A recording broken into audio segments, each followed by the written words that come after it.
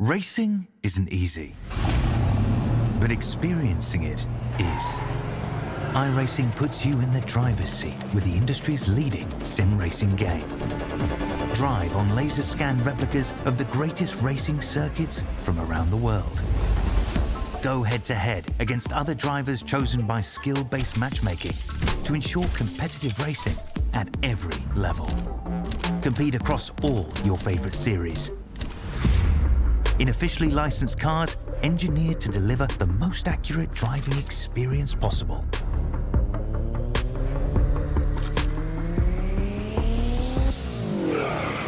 Join a race or host your own with players from across the globe. Race against the computer or in a league with friends. Feel the thrill behind the wheel. Visit iRacing.com.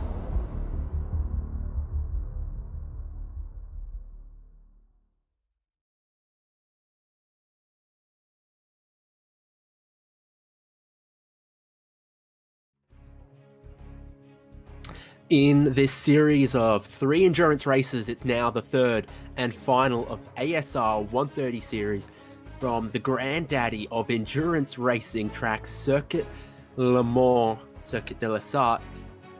Beautiful, beautiful racetrack and very, very well suited to the machines that we're racing in an ASR 130 series. The GTP cars and also the GT3s, all of them should strategize and slipstream down the long straights of 24-hour Le Mans in this 130-minute race. David Haynes here with Jay Kennedy on SimSpeed TV. Qualifying underway right now, and we'll get right into the swing of it for the final round. So, Circuit de la Sarthe, most famous as the host of the 24 Hours of Le Mans for 100 years now. A little bit west of Paris. Love how you rolled the R for that. That was beautiful. Yeah, thanks. And it is a sizable old racetrack with many a change over the year, but the current layout, approximately since 2000, kind of did change a bit in 2012. I think the runoff around Tête Rouge reprofiled slightly, but in the grand scheme of it, still characterized by exactly what it used to be known for and always was known for: the long, high-speed, full throttle blast down the Mulsanne straight, and then also from Mulsanne corner back around towards Indianapolis and Arnage, a big lap at almost 14 kilometers long. Such an iconic place, isn't it? Such a cool track, and it's going to be fantastic to watch in this 130-minute race. A few of the things that have changed. There's a couple more businesses around the Mulsanne Straight. You've got a soccer stadium inside. Got a horse racing hippodrome thing inside. You've also got Yum Yum Yum, a KFC now these days. Also, that back half of the lap, it's high average speed through the Porsche curves and towards the Porsche chicanes, but there is quite a bit of long loaded cornering through there, and that's where your race can maybe come undone, some blind corners, and the walls are a lot closer there than they are most of the other way around the lap.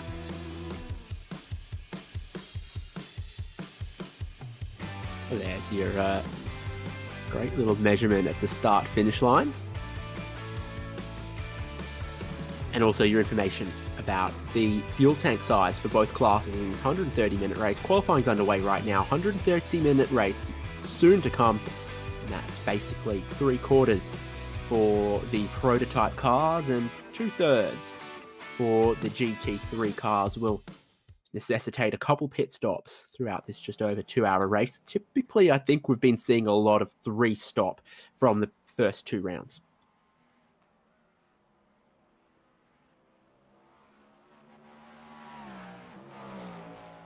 And of course, the size of this lap means we're only just now getting some of the GT3 qualifying times, the first flying laps coming in. We've had most of the GTP field, but it means, yeah, basically just 2 flying laps for everyone in both classes to then set the grid. Luke Turner's leading the way in the points at the moment in GTP amongst the prototypes. He's leading the way in qualifying at the moment, and a handy little 2 seconds he's got going on as well.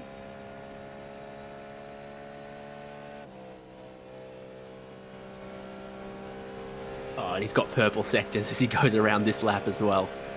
So he's still going much quicker, although I'm not seeing a sector for sector 4. We'll see. He's still pushing on like it matters, though.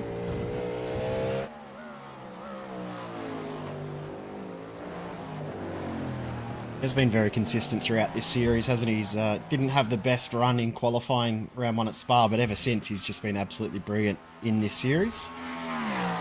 Be looking to cap it off with another win tonight.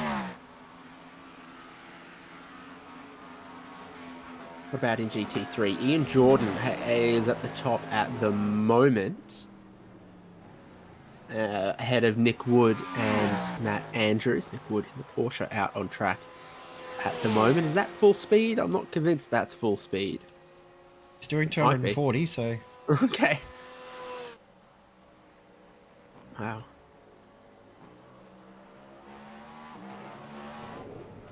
Benner's about to finish his lap. We'll see what it is. And the checkered flag's waving and waiting for him now. Just got to keep it most of the way within track limits on the exit.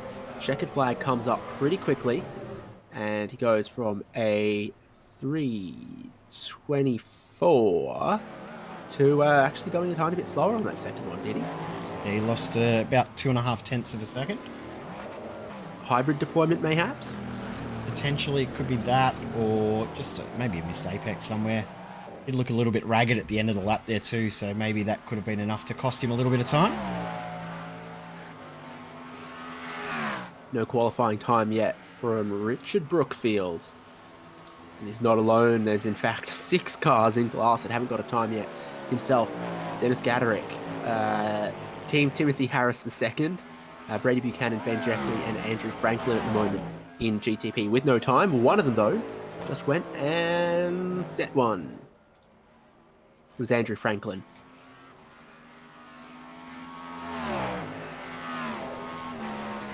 So Richard Brookfield will be hoping to see this one out. Cautious in the first bit of the chicane here.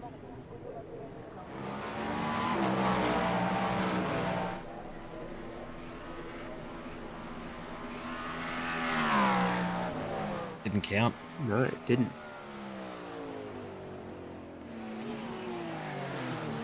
And here was I thinking Neil Gladwin was up in the hospitality over the pit lane.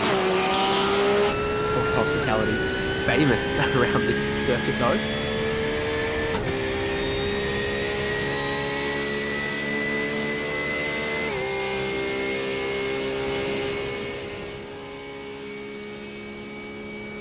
Namesake curves here. One little downshift and then back on the throttle, trying to keep it flat out through the left-hander here as well. Got to breathe just a little bit on your way in here because this right-hander a tiny bit off camber, potentially a little bit tighter, and then you want to keep the car to the right-hand side because then the final left-hander very off camber with track limits on the exit strictly enforced. It is a little bit like a slalom course through there. You always want to make sure that you've got a tight exit to give you a wide entry into the next and then keep flowing that all the way through to the exit. Hilton Booth just in front in one of the BMWs. So these two drivers will both come across the line shortly. Barney's gotten too lazy to wave that checkered flag. Maybe he's on strike.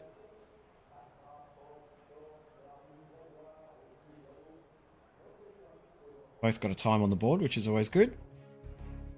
Looks like everyone may be done, I think.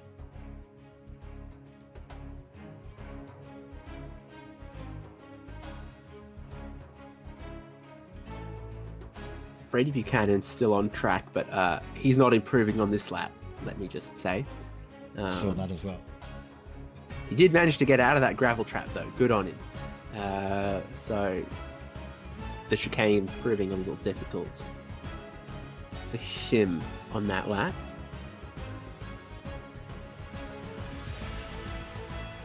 Given the size of this lap, they do still have a minute left before it all ticks over, and I suspect it would if Buchanan parked and got out of the car. But there's still a few cars out there. Is this going to be... Yeah, this can get around. Ben Jeffrey can get around to the checkered flag in a minute from here, I think. It's just the Porsche curves to go. Not sure if he actually got his lap started, though, before the checkered flag, but we'll find out. Wide of the apex on the way in will compromise your speed here and here.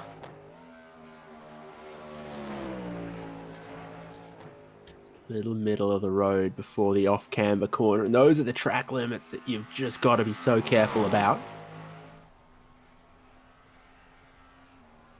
A bit of a scrappy end of this lap.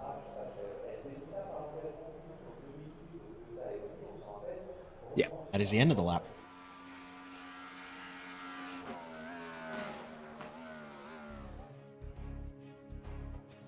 Seconds, Brady Buchanan won't get around, even if that lap would count, which it won't because he's already been off track, but he's just exploring the confines of the circuit. This is what the grid's going to look like for the final race of ASR 130 series from Le Mans. Luke Turner, championship leader in prototypes, on pole from Adam Funslow, sharing the front row with him. Jordan Ferguson and Simon Mazzomo, rows 3 and 4. Andrew Franklin and Hamish Cleland, 5th and 6th. Christopher Henn and Patrick Panton, side by side. Adam Jepson and Craig Schultz. It's the top 10 in class. Cadillacs and BMWs are mixed. Jeff Wang and John Merritt in 12th. Probably not where I would have picked him.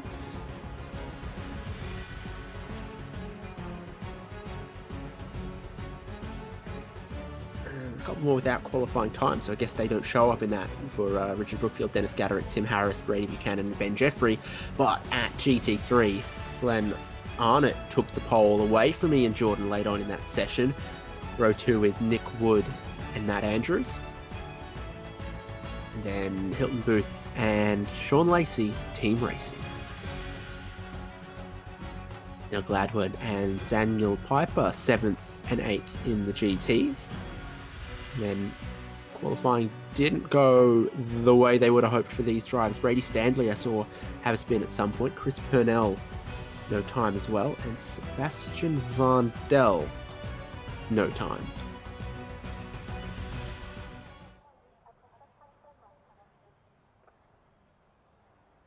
That's interesting for Purnell, though, because the Virtual Motorsport Mentor 920 is leading the standings in GT3 at the moment.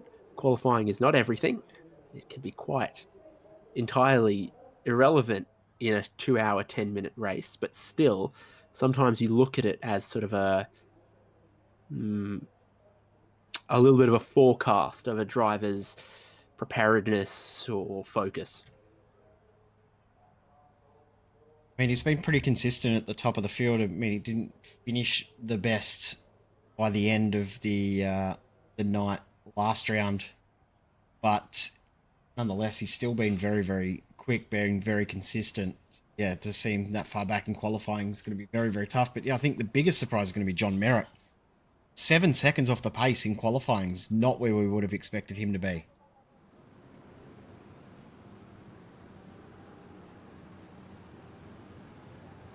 Pace car gets them going.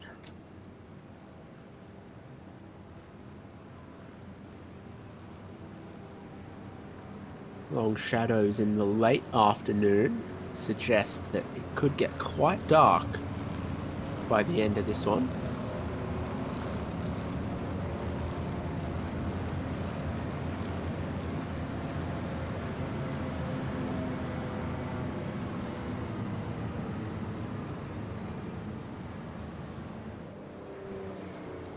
Pit strategy around Le Mans is always very interesting because of the size of the lap. Being over 3 minutes, almost 4 minutes for the GT cars. Yeah, being able to push that extra lap is going to be so crucial for this race, isn't it? And we've seen that the drivers that can push that extra lap definitely have a big advantage by the time we come to the end of the night. So, see if that does play out the same once again. But I'm looking forward to seeing what the strategy does play out like. That's not far off flying over. Something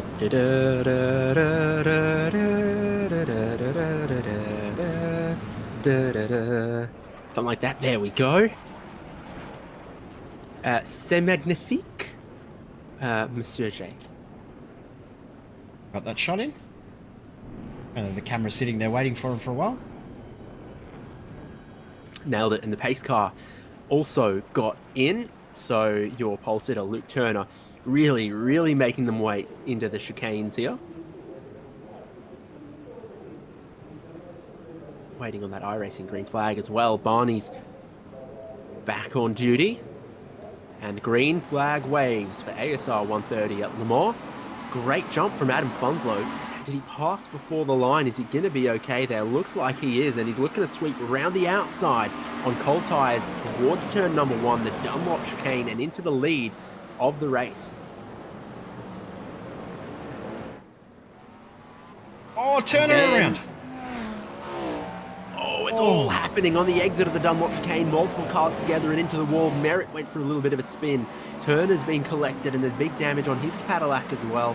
Simon Mazzomo's gone through into second, and there's clearly damage on other of these cars as well. Like Cannon, yes, into the gravel. It's a surprising start, isn't it? We wouldn't have expected that. Just going to check and see if there was a potential penalty for Funslow for that jump at the start, but no, you nailed it perfectly, as you said. So Hamish Cleland now starting to get a group of cars behind him. Yeah, at the moment, the only flag that's out is a meatball flag for the championship leader, Luke Turner. So that will hinder him, as well as the damage that he's clearly nursing.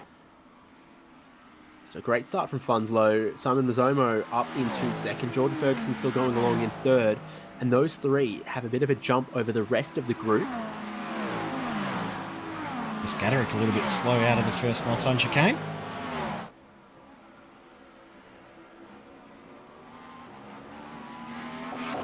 Didn't he say he was going to Europe? Question? I think he told me that.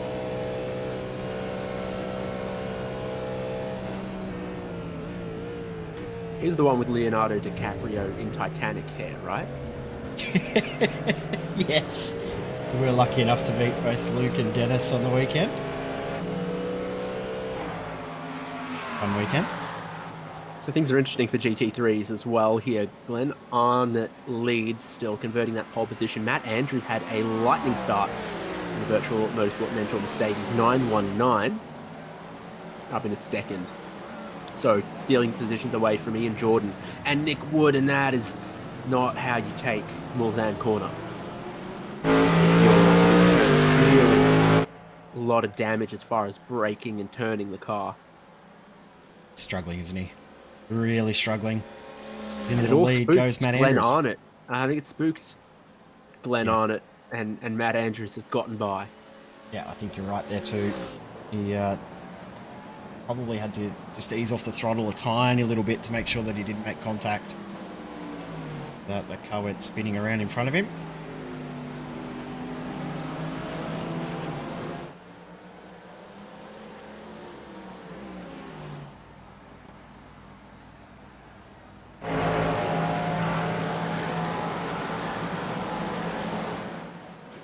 Actually, oh gosh, I just started a sentence with actually. The intersection back there that forms Arnage corner has been turned into a roundabout since iRacing scanned this track. But the circuit hasn't, the racing parts haven't changed. Some of the painted lines for stop signs don't apply anymore. First lap completed. Adam Funslow still leads. Zomo in second. They've dropped a little bit on Jordan Ferguson. And then flurry of these GTPs, of which we now know we're getting more soon. Hashtag soon. Which ones though? That's been the real question now, isn't it? We know we are, but what ones are we going to get? The conundrum now is to try and work out what's underneath that mystery iRacing cloth.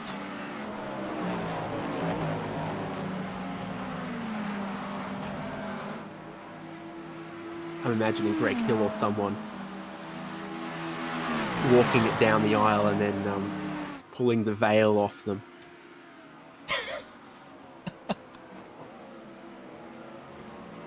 Do you, iRacing members, take this caution 963? I do. We do. In sickness and in health, in green flags and in meatballs for $14.95 or $11.95 or whatever. So yes, well, this is side by side down the Mulsanne, an absolute classic. It's happening a couple places in the field. It's just in the back a shot coming over the crest. The same is happening as well, and that is the super slipstream effect of the really high average speeds around here. Come out of Tetra Rouge corner, onto the Mulsanne straight, flat out, into the top gear, 7th gear in these prototypes for a long full throttle run, then into a little chicane, repeat, into a little chicane, repeat, through the Mulsanne corner, and then the longest straight on the circuit is actually from the Mulsanne corner around to Arnage and Indianapolis.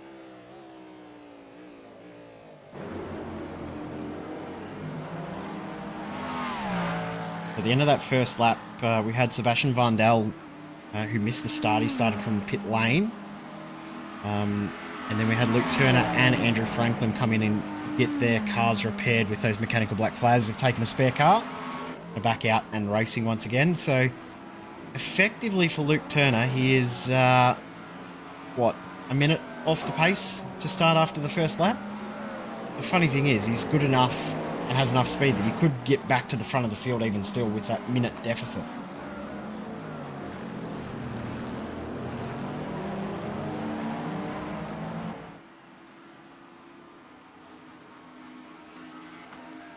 Chris Purnell's gotten to the front of the little group that he's with and looking for another second or two, and then he'll be not far away from second place.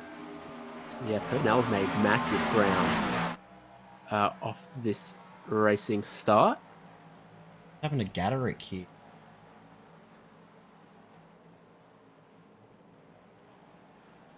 It's a whole heap of ground. Side in front of him going into the Porsche curves.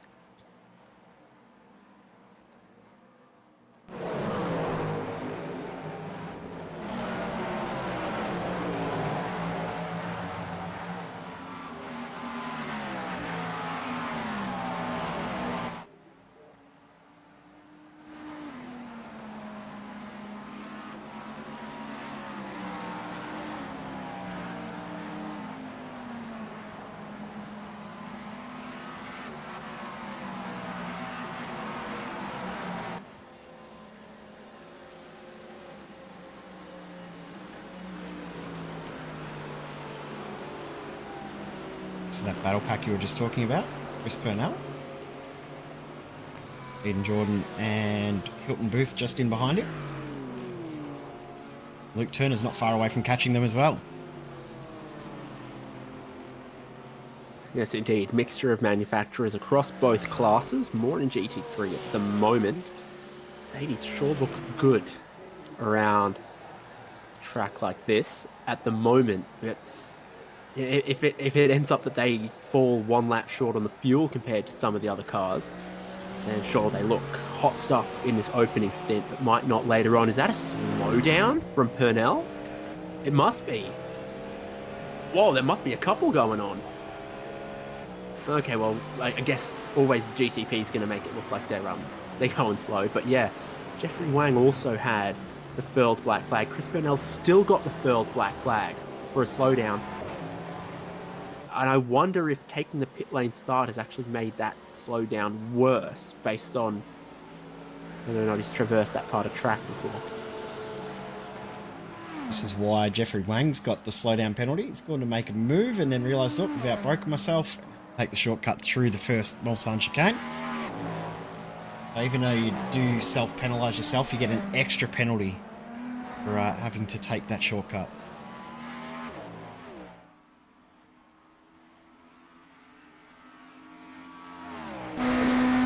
Out front, on board with Simon Mazzomo, of course, just following whichever way Adam Fonslow goes. It's the biggest gift you can get is that slipstream at 330 kilometers an hour. Who's got the fastest straight line speed that I've seen? Adam Jepson 333. Yeah, definitely more speed out of these cars than you used to get out of LMP2s or anything like that. I think even more than a Daytona prototype.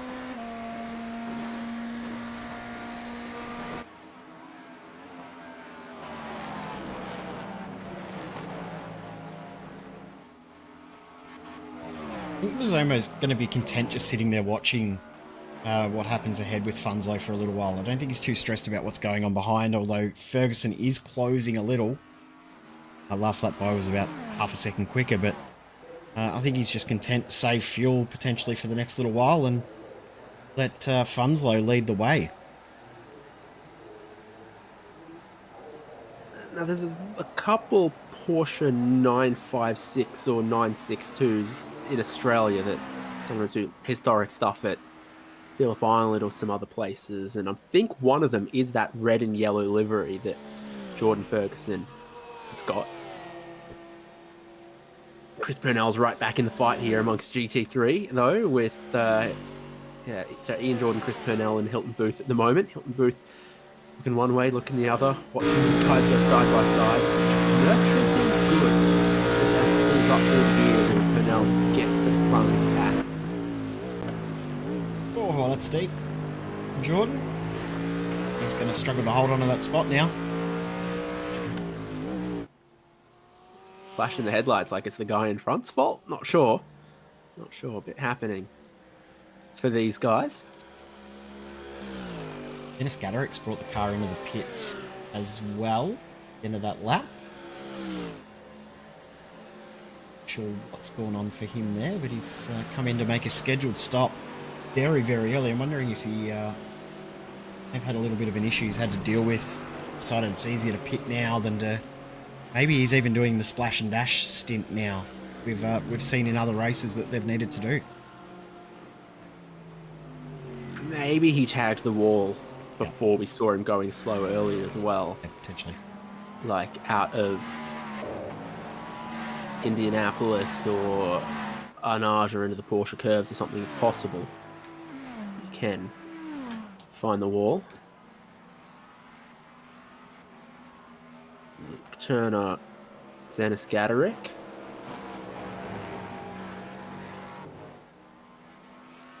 They've both made a stop and are about 80 odd seconds back from the race lead. Gaderick with a bit more fuel though.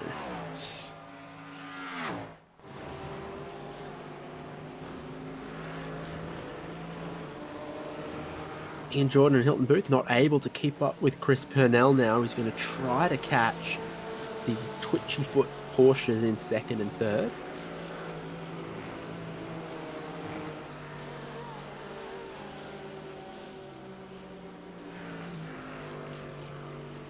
This says 279 kilometers an hour for Glenn Arnott, 285 for Nick Wood, 289 for Chris Purnell. So slipstream's worth a lot. The Mercedes also just seems to pull pretty well.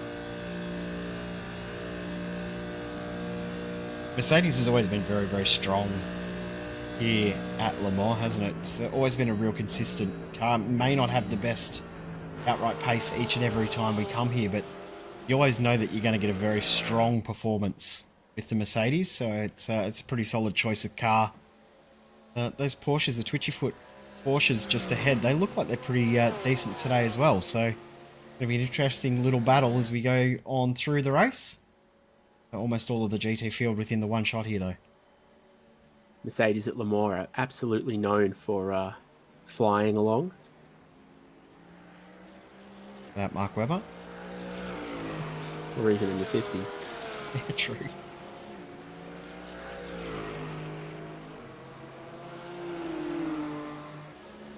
Booth has gotten ahead of Jordan in the Beamer bout.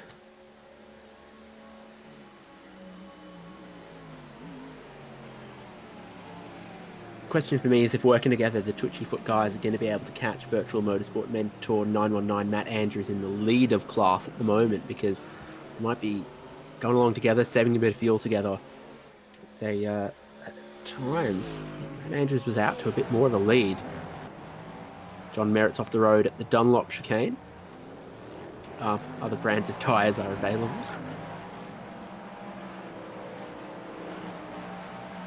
On other tyres, you can potentially get them at Bridgestone Select, eh? And that's how he's done it. In quick, a bit too much curb. Is this a car that's got brake bias migration? Good question. I know that the LMP ones did or do. Oh, I don't have an answer for you on that one, unfortunately. Or it's the hybrid cars where sometimes it can get a bit... they can kind of sometimes do some weird stuff late in the braking zones as you go to turn in.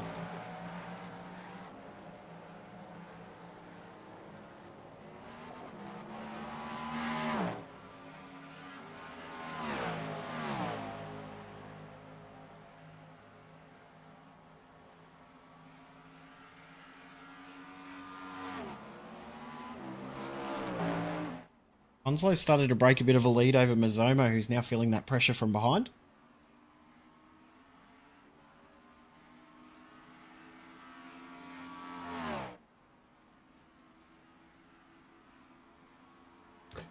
Yeah, down straight towards Indianapolis, the left-hander, and Arnage, the right-hander. I think I had them the wrong way around before, but it should be pretty easy to remember which one is the banked left-hander.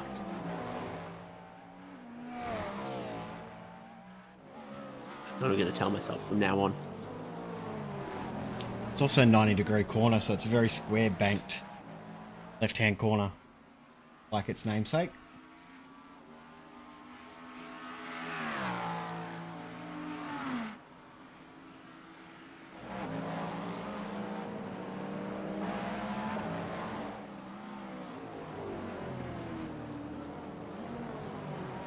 Team Timothy Harris II is moving along. Oh, someone's moved a little far along in the background there. Ben Jeffrey And Adam Jepson both had a little moment. I think Jepson went in deep and Jeffrey was trying to miss him.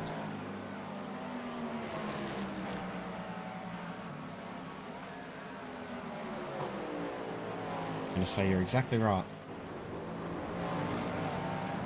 Very ran a little bit wide through Indianapolis. You can see the evidence there. And deep again. And that's close to that wall.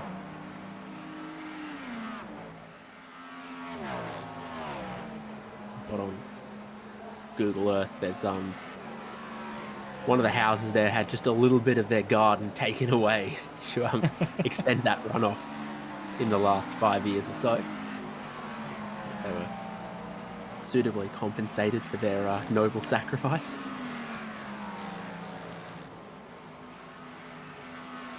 Imagine having a garden there that's like right on the front straight that then gets destroyed as cars come past it and blow the flowers off stems with the air that they generate.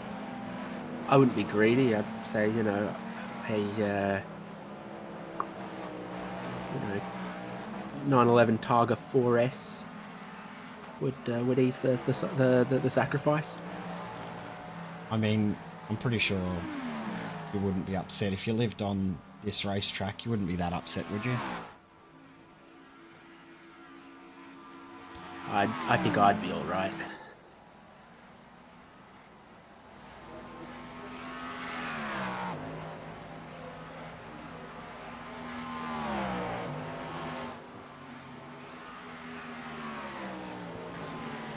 Eddie Buchanan's had an issue through the final chicane.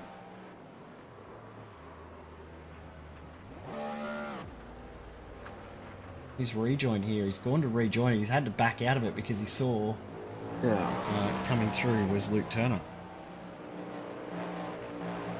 And that fun little bit of curb, and I think that car might be damaged, at least from the ride over the curb.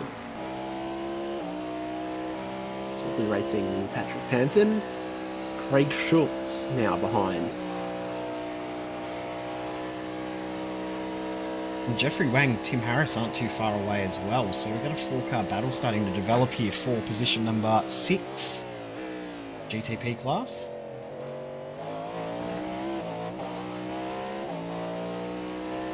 We're going to keep calling it GTP, or are we going to end up swapping to LMDH? How are we going to call it once we've got the new cars? I mean, both are correct, I guess.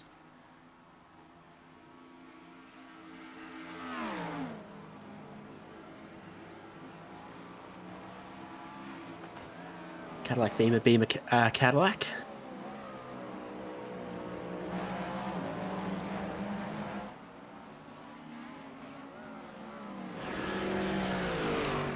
You're going to have to tear down those Audi Sport banners. Will. Sad?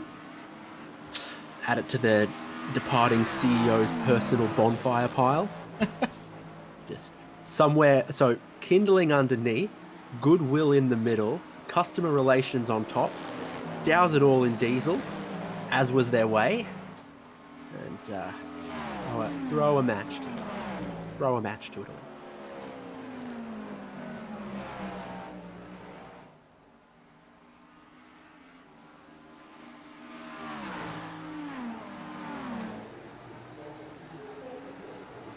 Oh, Timothy Harris looking for a move and backing out of it. Timothy Harris? Yeah, that's what we should have gone with like the other week, so that Yeah, he'd when have we were something trying to, new for this week. I'll have to change his details for Aussie car, I think.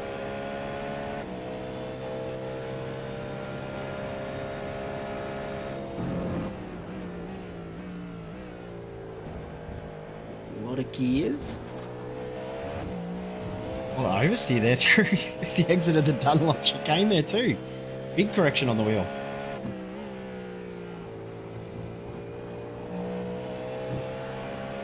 Nearly 700 horsepower in the way that the rules are set up.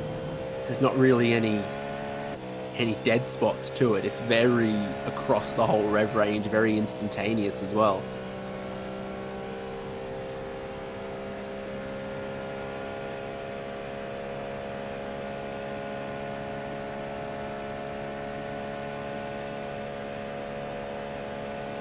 Well, there's lots of signs for businesses along the straight here, and all of them are completely correct as to the phone numbers and websites of the horse supply company. If you want to buy some saddles and stirrups or other horse stuff. I don't know my horse stuff either, so I'm not going to correct you. I'm not going to add anything to this. Don't know anything. Oh, that's straight ahead for Schultz. It's got a unique approach to cutting through the tyre bales.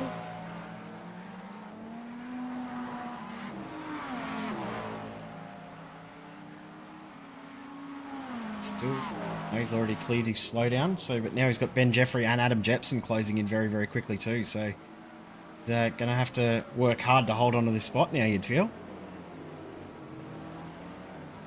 Slipstream's so important. He's dropped one pack and now another behind him, and he's going to run so wide at Mulzan corner as well.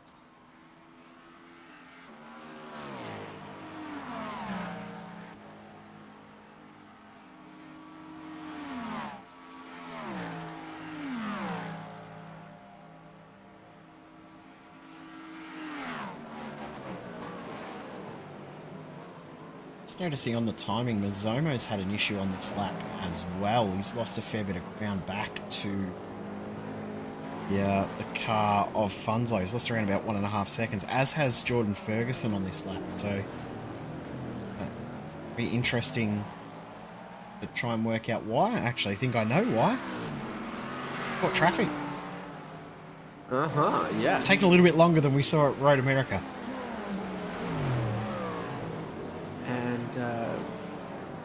So GT is now going for pit entry. And so that clears it out now a little bit. Should help Mazzomo and Ferguson catch Adam Funso, who caught all this traffic, but then pitted before his rivals really caught them. So there's two Virtual Motorsport Mentor cars. There's two Twitchy Foot Porsches, but only one of them goes up on the jacks and changes driver. Meanwhile, we've got a replay of the 24 of Brady Buchanan. I think not looking all right. A couple of driver swaps happening in our field of GTs as well. One of them being the 42 car. David Ruddle now behind the wheel of that. Away goes Matt Andrews, Nick Wood away, Chris Purnell away, and Ruddle still stopped. He's now away as well.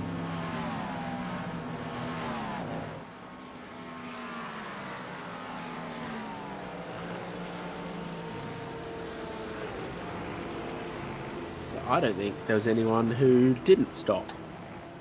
Correct. Everyone has made a stop.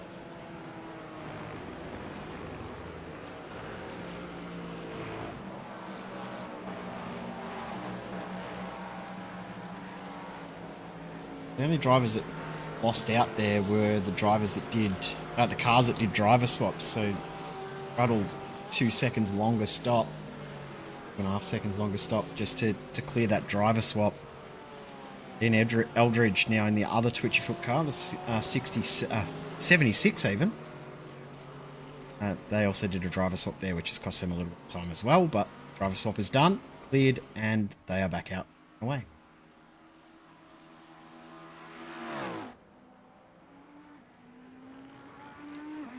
Tim Harris stopped from GTP, but he's the only one. This is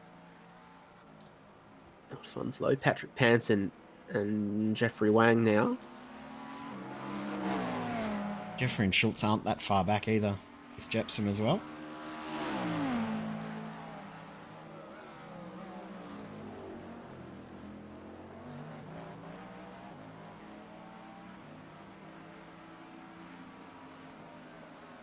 Wang had a little think about it and decided no, it's not the right time to go. Jepson's starting to drop a little bit from Schultz and Ben Jeffrey. These guys won't be too far away from making their pit stop as well.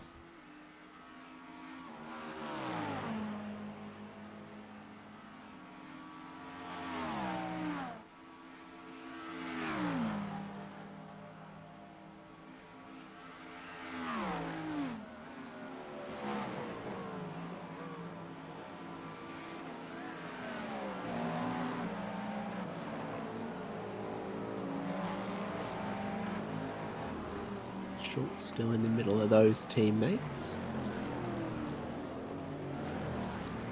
Top three really getting away in this category though. Funslow, Mazzomo and Ferguson, because then there's, as you can see, 13 seconds or so between Ferguson in third and Hamish Cleland in fourth. Funslow definitely goes at least one more lap. I was going to try to undercut him from behind or anything.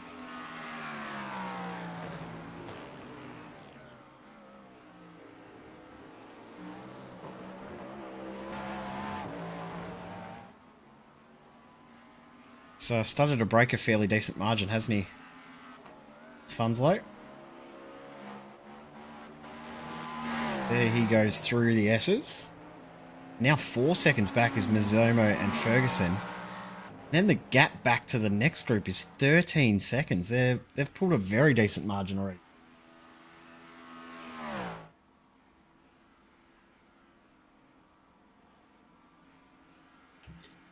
Yeah, it's a very useful amount of time to have as an advantage. Still does say that Simon Mazzomo's got the fastest lap of the race of 3:24.9. But, I did see Funslow do a lap faster, but his lap time did not count. Right. Just also seen that Craig Schultz has had a big moment through the S's as well. Watch this. I think you're supposed to be on the other side of those bollards. Hmm.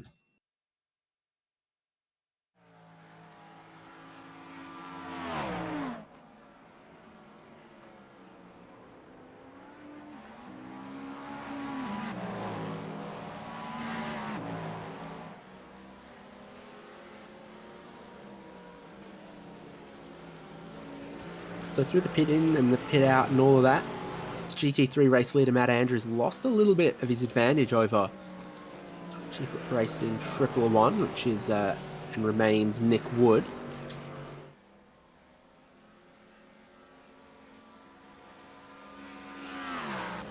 The Twitchy Foot car dropped just a couple of seconds because of the driver change. And then, yeah, Chris Purnell, third. Lightning last lap, comparatively, for Nick Wood. So, while the stop time was the same between the leader and second place pulled about 2 seconds out of them through the stop and the... I'm going to say it's the outlet, really. Yeah. The other times all look pretty close, so I think it's just the outlap. The first flying lap post pit stop. Let me see if this works. Let me see. We've got something new that we've got. I'm going to see if I can make it work. Is it worth it? There we go. Can you work it? On the left-hand side? Yep. Oh. Cool. So the fastest lap in category is actually a 3-minute 56. So those lap times are inclusive of the pit service and pit exit time, which kind of lets you know about that. Leader pits in. Adam Funslow's in the lane, and I suspect he'll get followed. Do our dear viewers hear that horrible pit lane alarm? For some reason they're not, and I don't know why. They can count themselves oh so lucky. Oh, there it is. Okay. Can you go back 15 seconds to Adam Funslow's pit entry? Because he made a monster of that chicane that's in pit entry. And doesn't seem to have picked up any penalty for it, which surprises me, but, you know.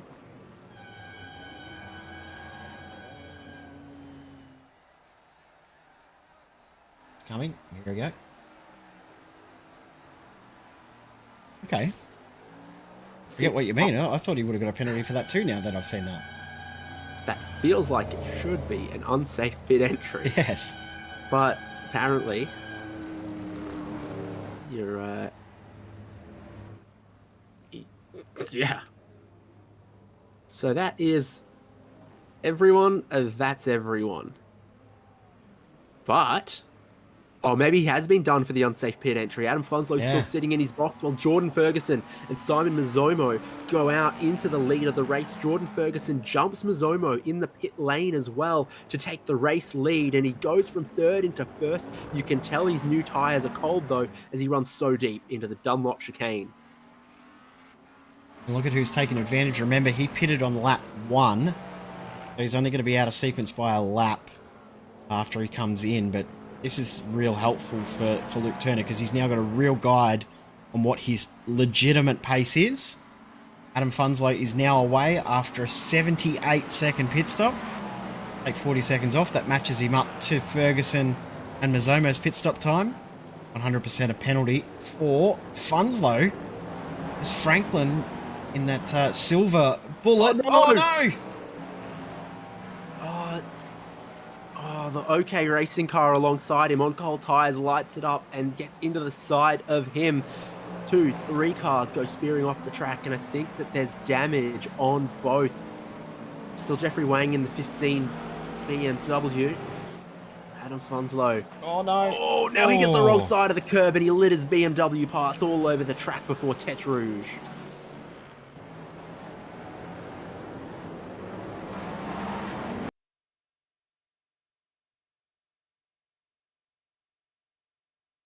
Just looked like the cold tyres just unloaded that car on gear change for Jeffrey Wang. It's an unfortunate incident that's very, very common at this track. There's a lot going on around the Dunlop chicane. And this is now the race lead. Jordan Ferguson. Oh, and he runs it in deep there. Mazzomo sitting just behind him. Will he look to take the race lead away? Or is there a strategy to be played? Sitting in second at the moment. They've now got 15 seconds over third place, Luke Turner, who still owes a pit stop, basically. So I think it's 16 seconds to net third place Hamish Cleland as well. Big advantage now for these two through that pit stop cycle, and also the misfortune multiple times of Adam Fonslow.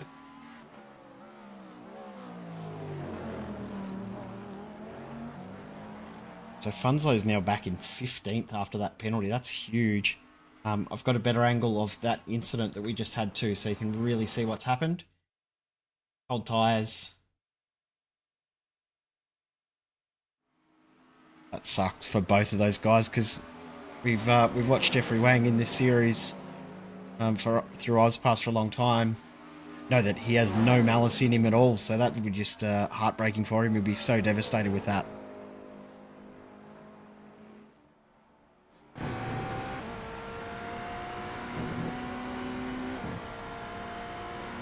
So what Damez doing? Is he trying to lift and coast a little bit in places here? Can you charge the battery up a little more in this kind of place as well? Got jumped by a shorter pit stop by about 2 seconds almost. So maybe trying to work that back to his advantage the next stop. Maybe his second stop can be quicker than Ferguson, and if he stays close, if he stays within 1 second, if he stays within that slipstream, and the 2 second debt has to get paid back next time, to jump him into a nice little lead.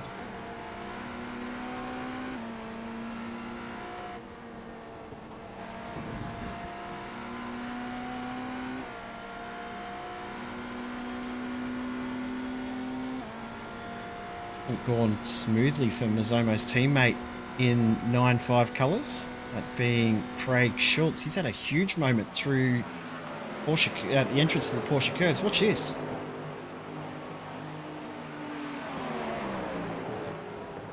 Oh, it goes wide. It has a wiggle. Pulls it up perfectly before the wall. Good to know he's not driving a Schroeder Porsche.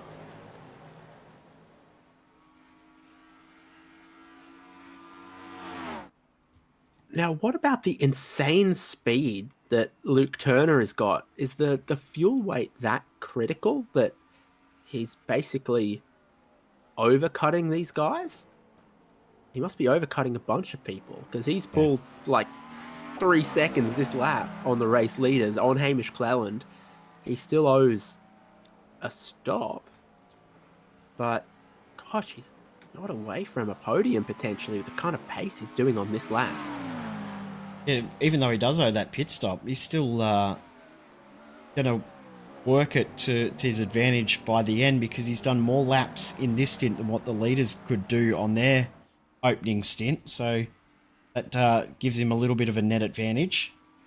We'll see what the pit stop time is once he actually comes in for a stop. But yeah, this is going to be very, very interesting when we get into that final phase of the race. How many laps Luke Turner pits from the end and where he is. I think if he's within 15, 20 seconds in that last stint, we can't discount him from stealing a podium away. No, he's crazy quick on this lap, and we'll never really get to see what the time is, because it will be an in-lap probably. He's he's absolutely seconds per lap quicker than anyone else at the moment. Even if the strategy has him a little out of contention with these two at the moment. In GT3, it is still exactly as it was the last time we checked in as well. The gaps are still exactly the same as they were too, so don't think that we're completely ignoring what's going on over there. There's just not much happening over there. They're driving very, very strategically, as Ben Jeffrey threw on the inside Patrick Panton up into 8th position. Adam Jepson's still there behind Ben Jeffrey, but now has another car in between him. Different car to what he had before, though. It was Craig Schultz earlier, and it's now Patrick Panton.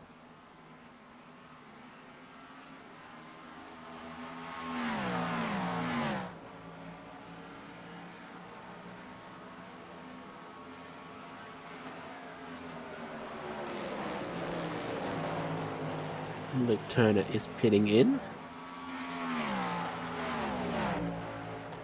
Which then sort of clears up the rest of the category. Hamish Cleland and Christopher Hen go past on the pit straight. Then Tim Harris and Dennis Gaderick are next.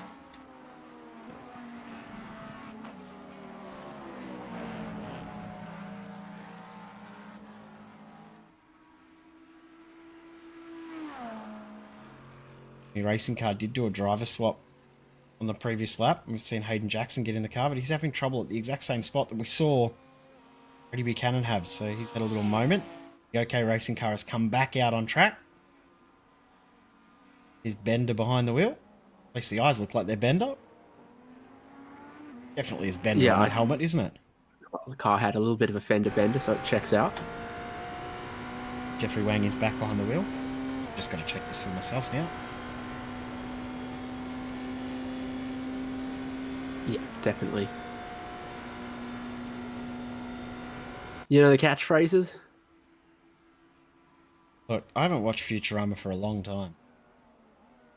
Used to enjoy Futurama. Once upon a time.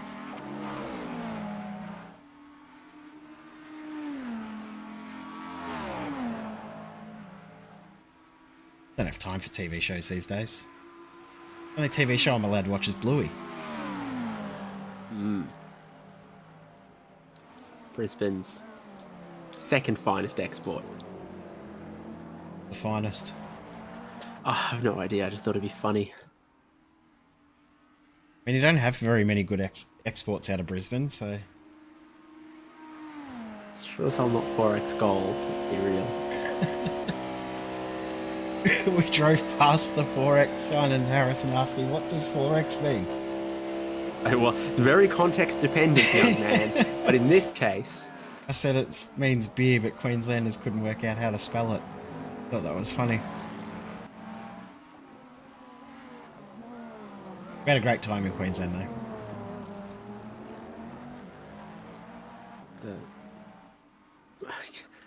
The summer weather turned on for one weekend just for you guys. I know, I did. We both ended up with colds from it, too, because it was so warm. Bodies couldn't handle it. Here comes Mizomo having a look coming into the Porsche curves. Decides, nope, not the right time yet. Probably was the right time, but he's thinking very long term in this race.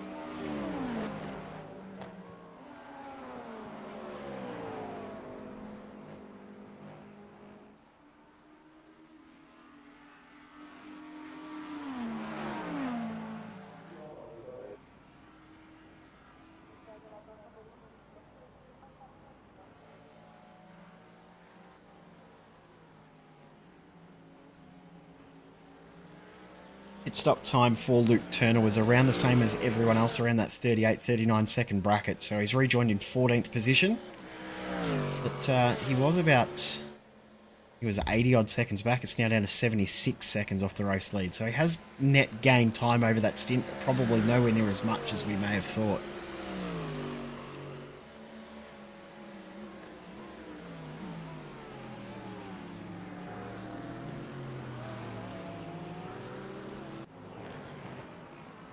And Scatterick into the pits. Remember, he's out of sequence as well. Yeah, also slightly off sequence by 2 laps is this driver, Tim Harris.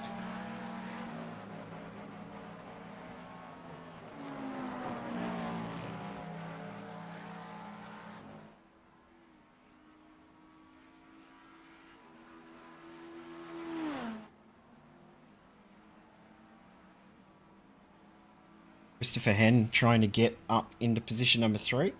Hamish Cleland. These guys we haven't talked too much of, but they've been fairly close most of the race so far.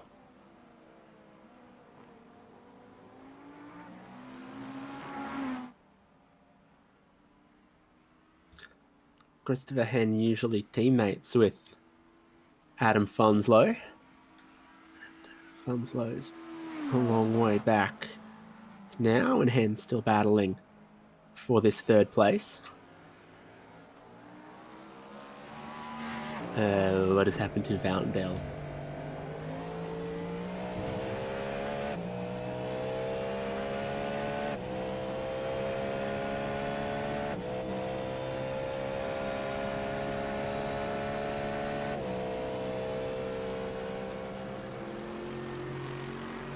just turned into a rage quit here.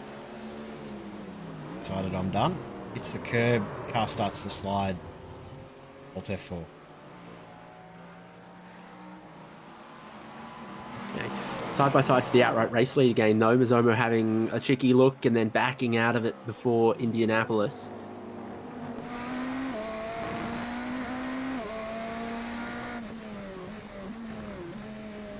Just applying pressure, isn't he? He's not trying to get the move done. He's just trying to unsettle Ferguson and maybe see where he's weak for later on in the race. I don't feel like he wants to make the spot yet. Just sort of preparing himself for later on.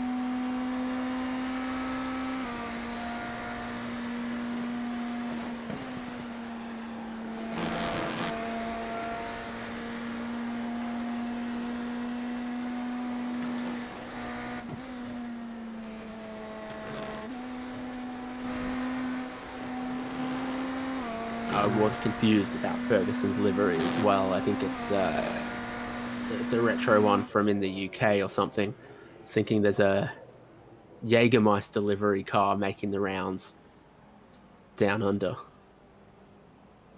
That's that one that you just sent me that picture of. That is the livery though, is it not? Yeah.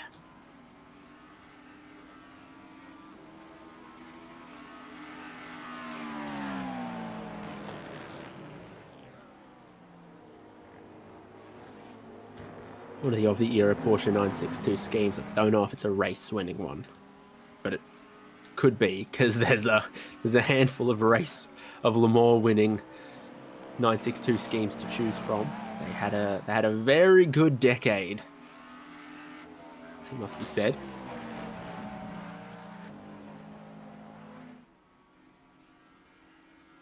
But Jordan Ferguson's got to slow down from his line through Tete Rouge. So Mazzomo will go around to the race lead. I don't know if Mazzomo will be happy about having to take the lead away, though. I don't think he wanted the lead at this point. I think he wanted to wait a little bit longer. Maybe force a mistake towards the end. I guess he's got no choice now. He's in the lead. Well, if you can get 2 seconds or so, it's good. But if you can't... So Ferguson, after the next corner, checks out at about 1.5 seconds behind.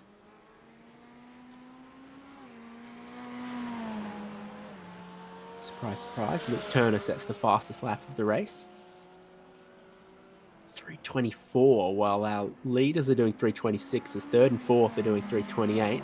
That's the picture that's at the top of the Wikipedia article, Porsche 962. That's why you knew where to find it straight away. Yep. Well, I knew I'd seen it somewhere, and that's probably where. I was like, oh yeah.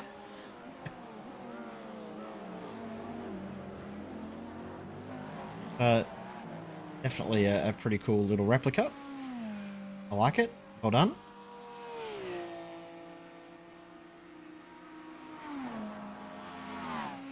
That time from Luke Turner was around about 0.5 seconds quicker than any time anyone else has done. And remember, he's on a full tank of fuel.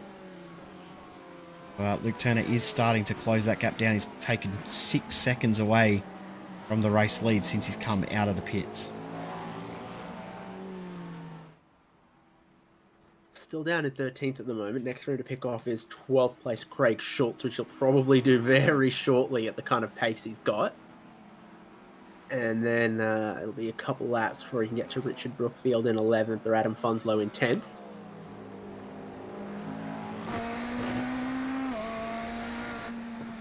Hamish Cleland is starting to look like he's really holding up Christopher Henn now. Henn's starting to look a little more racy.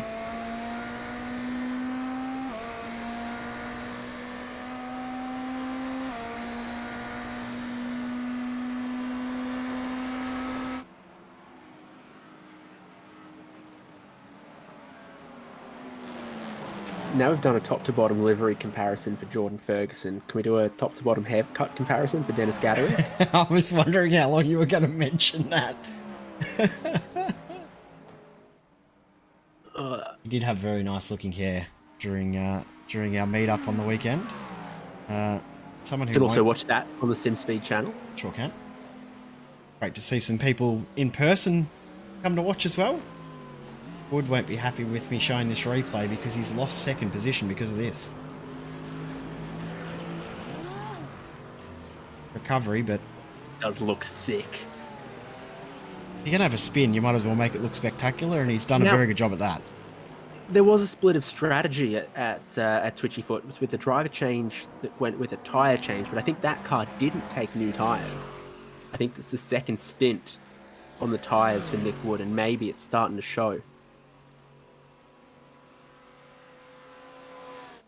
Have another check. I thought he did take time. One car did, one car didn't, and I can't remember which was which. Ah, correct. All right. Oh, and now he gets That's scared close. a little bit. The Cadillac's trying to come back across in his line of the braking zone to the second chicane. This is a look back at the round of pit stops for the GT3s. The number 42 car does go up on the tyre changing jacks and get a driver change as well. And that 111 of Nick Wood stays down on the ground. Looks like all the other teams and cars changed tyres as well. Yeah. And we've known now with the change of rules to the GT3 class in IMSA rules, which is what is run through iRacing. You can change tyres and refuel the car at the same time, so there's no penalty for taking tyres like there used to be. You used to either have to choose whether you take your track position or take your tyres. You don't have that choice anymore. You still can have that choice, but you might as well take the tyres because it only takes you an extra couple of seconds. So I think he's hurt himself there in that one. But, see how he goes by the end of the stint, but David Ruddle, who's coming up behind, he did have a bit of an extra time loss in his pit stop because there was that driver change. Minimum 30 seconds for your pit stop, regardless of anything else, when you do make a driver change. This has got very close very quick. Adam Jepson had a slowdown penalty, and now he's got Adam Funslow recovering to try and get himself back up in towards the top half of the field. In 10th, he's trying to make his way forward, get past Jepson, and maybe get himself up to Patrick Panton, not far up the road too.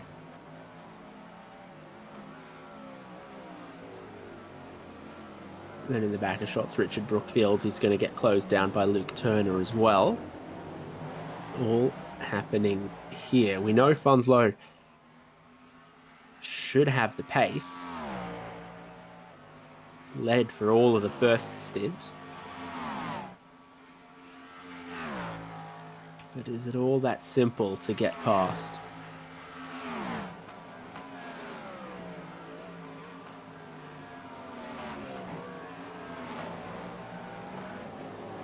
No.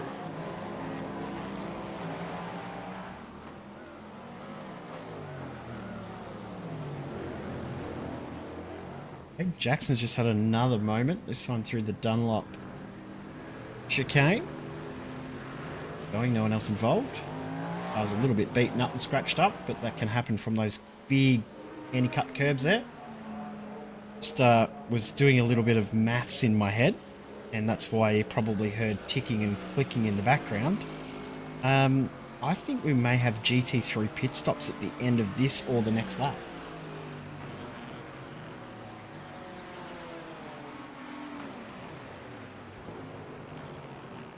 Yeah. Remember, they do have a fuel tank restriction. Normally they get 11 laps to a tank around here. 12 in GT3. So take it back to 67%. That means we're at 8 laps, so maybe 8, maybe 7. This is the 7th lap now, so maybe the end of next lap.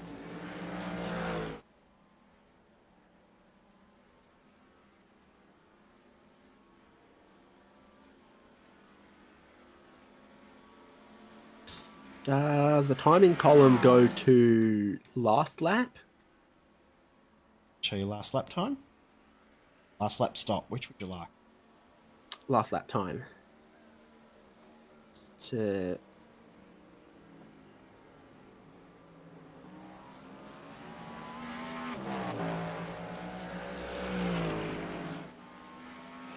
got a lot of 326s, a lot of 327s.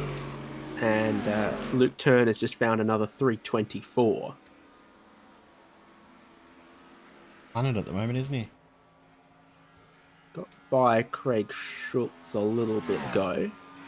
Still going to take a bit to catch Richard Brookfield, his next car for position. Well, his current rate is only a lap and a half away, really, isn't he? 8 seconds. No, like Excuse me. 2 laps. Yeah, 2 laps. 8 seconds up the road, but you could do that in 2 laps.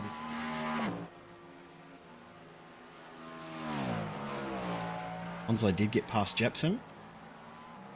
Now, Jepson trying to get the spot back. I just noticed he had a slowdown penalty that did get at the final chicane, which is why he lost much time. Just seen that the Twitchy 42 has a slowdown. And the Dummy Racing 24 has a black flag for exceeding the incident limit.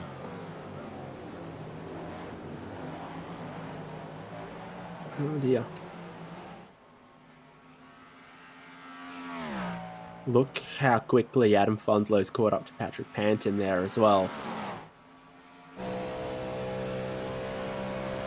He's got there very quick. I don't think it'll take much for him to pass. He eases out of the throttle to make sure that he doesn't understeer straight into the wall.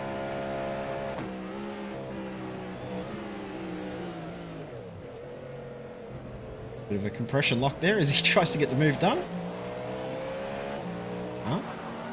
No, it doesn't work, and then Adam Jepson's all over the rear of him and also locking up on their way into Arnage. So it's now starting to cost Funslow a fair bit of time here that he hasn't immediately gotten past Patrick Panton where and how he wanted to. And guess what? Ta-da! The maths was right.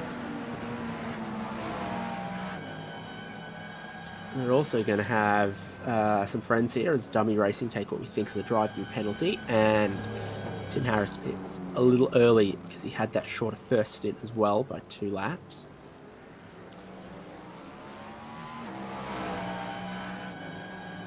Of this livery here. 60 k's an hour in the pit lane speed limit at this track. They're also going to have to tear down that hospitality tent back there with 4 rings on it. They're getting That rid on of top all of of the that stuff. bonfire. Yeah, it's a fire sale. Yeah. So here we go. We've got one driver staying out for an extra lap.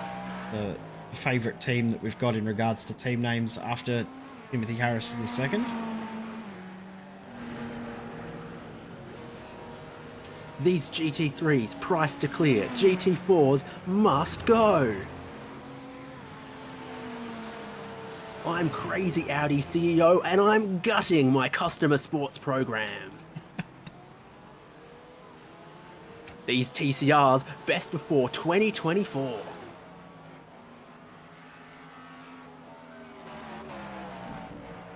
It's my crazy bridge burning special.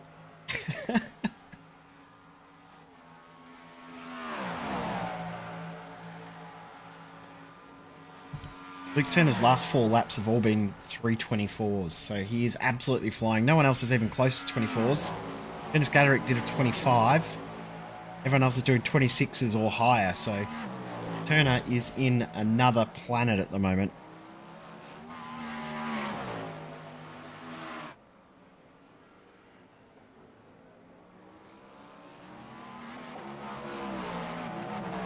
Side by side down the Mulsanne, but it's the inside line that will work out best into the 2nd Mulsanne chicane. I'm seeing that the difference in lap time is just sort of the traction out of these slow corners. It looks very challenging in the prototypes, and there's quite a few that you sort of need to negotiate. I think it's almost that people feel these cars are very easy because they've got slick tyres and big wings and they're prototype cars designed to be quick, but they're not easy to drive on exit. You see perfectly in the background there for Richard Brookfield having a huge wiggle. They're all doing it. Yeah, they are. They're not planted at all on exit, so that the confidence that Luke Turner seems to have on corner exit to be able to get the power down as early as he does is very, very committed and great to watch. I've just seen there's a little bit of commotion going on through this corner here, just ahead of these guys. Hayden Jackson and I believe this is John Merritt. Watch Merritt come in from nowhere. I don't think Merritt's too happy with that one. No, to put a lap on him as well as the dummy racing car served a drive through and has been visited a couple of sand traps. Made a couple of sand castles. Chris Purnell has just taken the race lead away as well, so Matt Andrews. And then immediately, yeah, had a wiggle or two.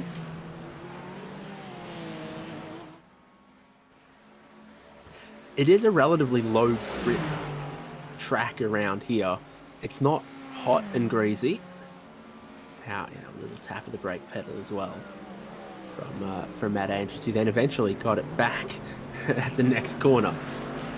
Yeah, it doesn't quite rubber in the same. It's a bit dusty, it's a bit greasy all around. Oh, look at that time. From Luke Turner as he sets the fastest lap of the race, and pretty much the first time we've seen them into the 323s. 323.4. And it's that sort of low grip tarmac around here that I think also plays into the throttle on corner exit. And the difficulty around that everyone seems to have. And we see it, you know, it's the grip on corner exit with the traction at the Dunlop chicane, at the Mulsanne chicanes, off Arnage, off the final corner. Yeah, they're everywhere. This was 9 laps from Daniel Piper. Bit of slowdown for John Merritt, just the way he's come out of that corner there. It's a very alternate line. No, it isn't. Surprising how shallow he was there at the exit of the first Mulsanne chicane.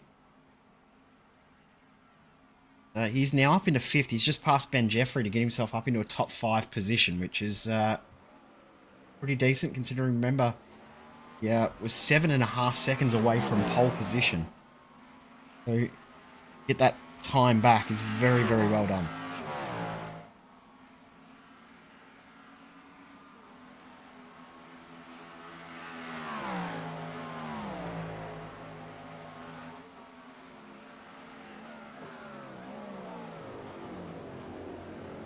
Everyone else has picked up about half a second to a second per lap in the changing track conditions as well.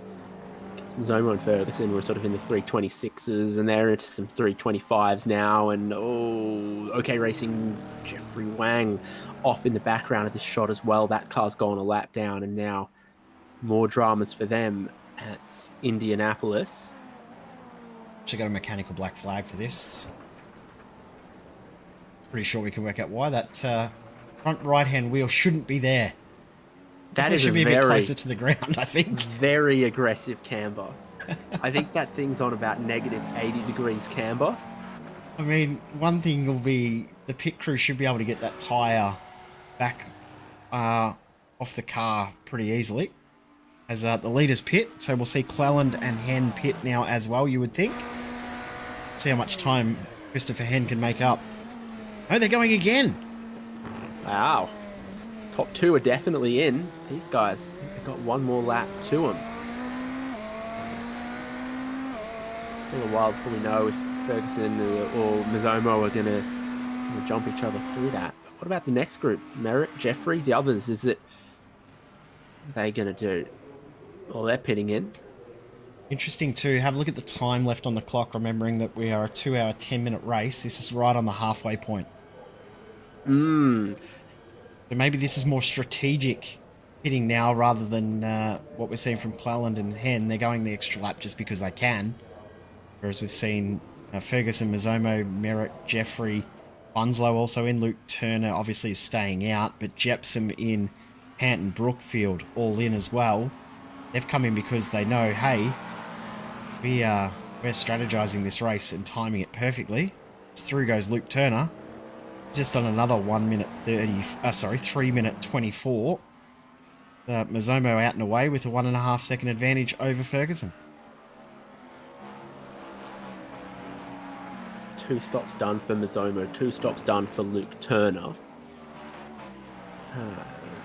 Turner's still going to need 2 more to finish this out, whereas Mazzomo's only going to need 1. I'm sure Mazzomo's aware of that too. He knows that there's no point trying to stick with Luke Turner now because he's a full pit stop ahead. Greg Panton has jumped into the teal blue racing car, the number 4. And now also behind the wheel, Sam Lehman's got behind the OK Racing car. Well, Jeffrey Wang will not be upset to have given up that seat to him.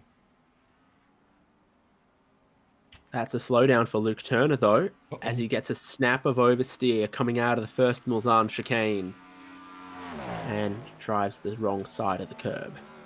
Looks like only Cleland and Henn that went 1 lap longer here, and I wonder if it's getting a little dire as well.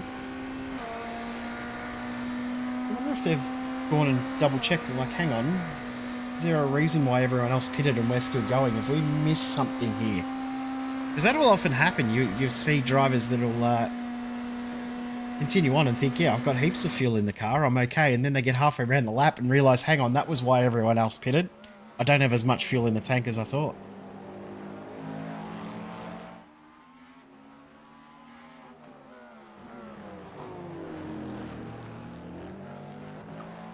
You don't really want to end up in a scenario where you've got to save big on your final lap of the stint, because, you know, that is your in-lap that you can lose a bit of time on, really lose a bunch of track position, and sure, you'll be in a slightly better field position towards the end of the race, but have a lot more work to do through the traffic, potentially.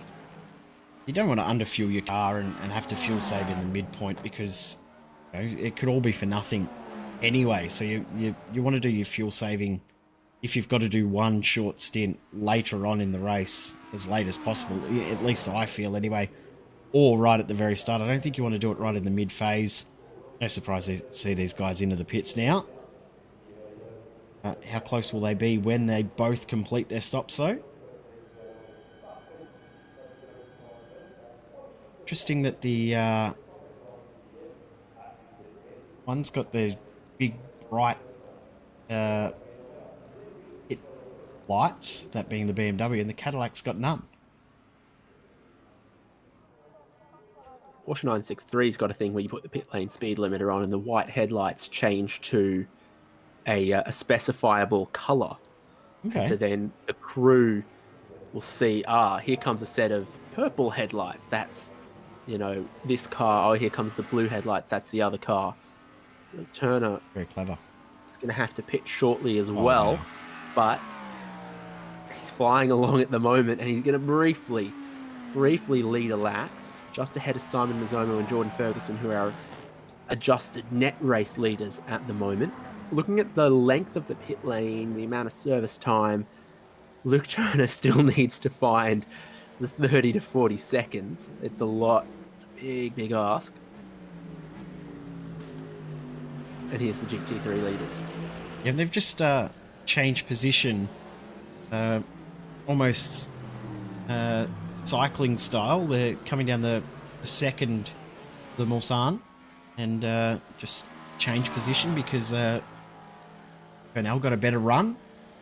Andrews just eased off the throttle a little bit, let Purnell through. So no point fighting. They're working together very intelligently, and they've been able to pull 5 seconds now over Nick Wood. Those tyres are really starting to hurt Nick Wood now, and I think in the next, after that misstep of the tyre stint, he'll be trying to get some time back, but he hasn't been able to generate heat into the tyres quite yet. Still off the pace from these two after the first flying lap.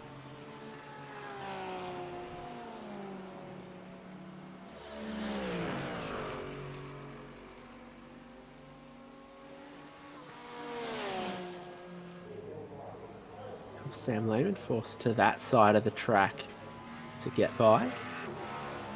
Cool.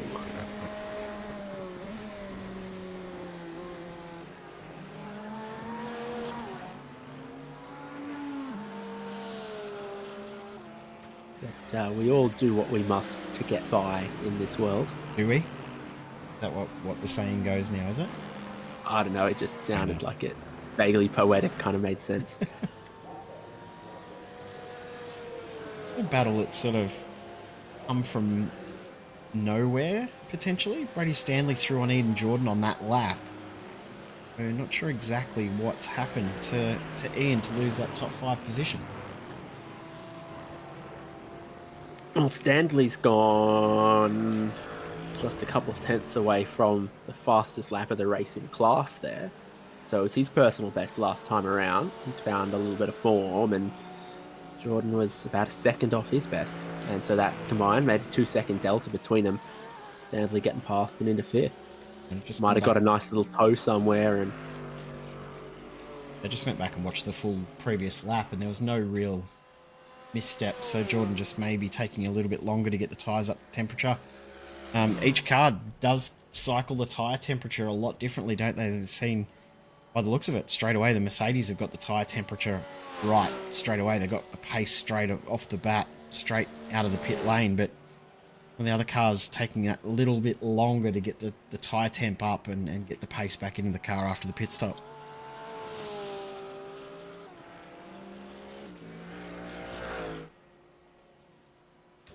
is it funny that one of them's Ian Jordan and the other one's a Jordan livery? Spelt. Yeah. Yes. Yeah. I know where you're going with it. I'm not acknowledging you. I've also just seen what you have put in our chat there, and I'm not putting that up on the screen, to compare Dennis Gaderick's hairdo with Leonardo DiCaprio's hairdo. I mean, it's a very flattering comparison. I know it is, but like, I don't want the hate mail. If you aren't sure what we're talking, go and check out the broadcast from the weekend. The Motorsport Australia Queensland Esports Championships. And I speak to him after one of the qualifying brackets, I think. Yes. He's top of one of the qualifying brackets. Group 2, I believe it was. Top of the semi-finals was Andrew Gilliam and Cody D. I know that Dennis did finish 5th overall, because I went through those results again yesterday for some media stuff, so watched. We won't spoil it too much, but it was an absolutely fantastic event, thanks to Motorsport Australia and Queensland University of Technology. Next Level Racing. They just got to have more seats next time. Well, I think success that we had from that, I think that there will be. It was very cool to see all of the bigwigs from Motorsport Australia there too, and they had big smiles on their faces as well. They enjoyed themselves. The big wigs were there. The big ones were there. The largest of the wigs, the president of Motorsport Australia. We had the chairman and the president, I believe.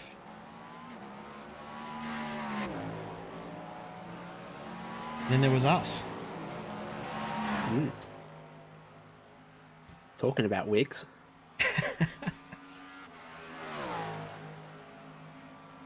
So Luke Turner's on his outlap here with cold tyres. He's having a bit of a wiggle. He's trying to check it all out. Adam Funzo, of course, with a bit more temperature in his tyres, deciding, well, has got to make a decision. So he tries to get past Luke Turner, only to be passed back again, presumably in a lap or so's time. Or if he thinks Turner's going to come up to speed quick enough, curbs are always a horrible, horrible thing on cold tyres. He thinks Turner's going to come up to speed quick enough that he can sit behind and save fuel. I think it's fair to say that right here in this phase of the race is where Luke Turner's really racing. Yes. Yes, this is his true battle pack. He's probably, I reckon his aim is probably to get John Merritt, who is what, you can just see him right at the bottom of the screen there. So about 6 seconds up the road. I think John Merritt is his aim. If you can get to John Merritt, if you can get a top 9 out of this race, I think, a top 7 out of this race, be pretty happy with the result. I just also noticed too that Christopher Henn, remember he was tucked in right behind Hamish Cleland. He's lost a whole heap of ground, about 4 seconds on his outlap. and work out what happened there. Track limits definitely pretty important, it seems. We've seen many a slowdown penalty around here. And then in the end, that's going to be at the incident limit as well, because I guess there's a couple places you can get a slowdown without getting an off track, but they're very few and far between, I think, around here. And the incident limit is just 21.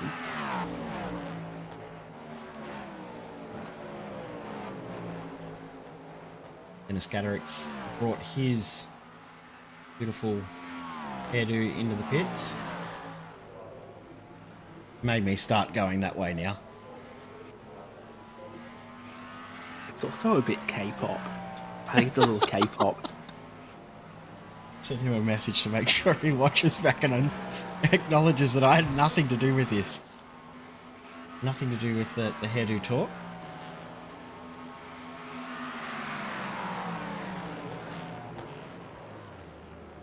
More time lost for Jordan Ferguson right now in second place. Not sure what it's all about. Meanwhile, Merritt's had a problem at the Dunlop chicane, and he is oh so slow, just in front of Ben Jeffrey, Luke Turner, Adam Funslow, all four of them for position here for sixth place.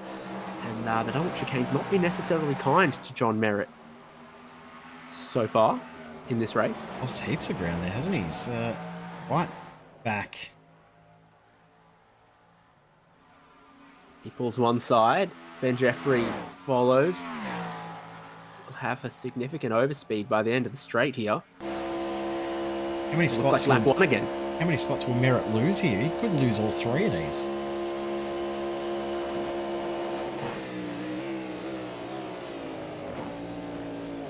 Well, hold on.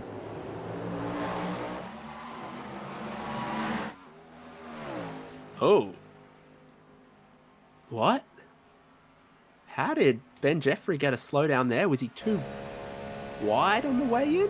Did he get too much of the left-hand curbing? It all gets a little confusing. John Merritt just holds on, but here's Luke Turner looking to the inside of the next chicane and then thinking different of it.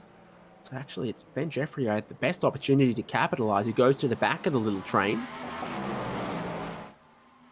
Want us to know what happened as well to Jordan Ferguson? Ooh. Yeah, he has. First chicane. He's got it in oh so hot there. Here's Merritt and Turner side by side heading down to the Mulzahn corner. Luke Turner goes ahead.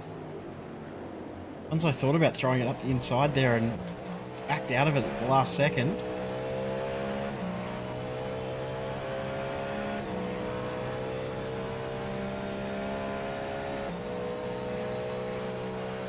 I don't know how these cars work. Is he shifting a little early?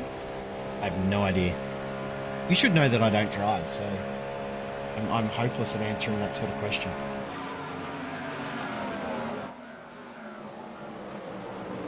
Let's just say he was a couple lights short of a Christmas tree. Would have been intentional though, if he's decided he wasn't going to make the move anyway, just shift a little early and save a dash of fuel. Very possible.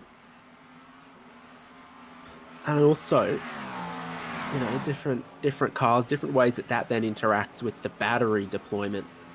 Could be good reasons for it.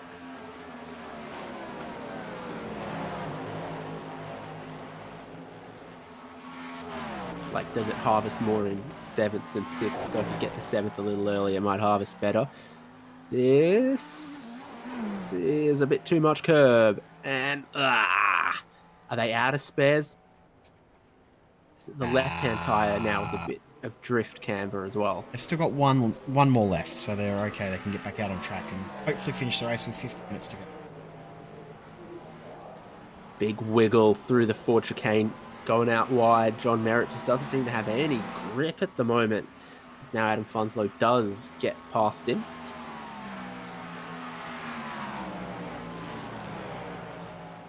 Luke Turner is now just 26 seconds away from third place. Possible, isn't it? Yes, because he was a minute 20 away from the lead, sort of on lap 2.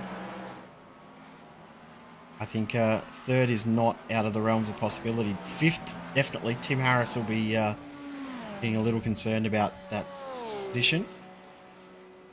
7 seconds ahead at the moment.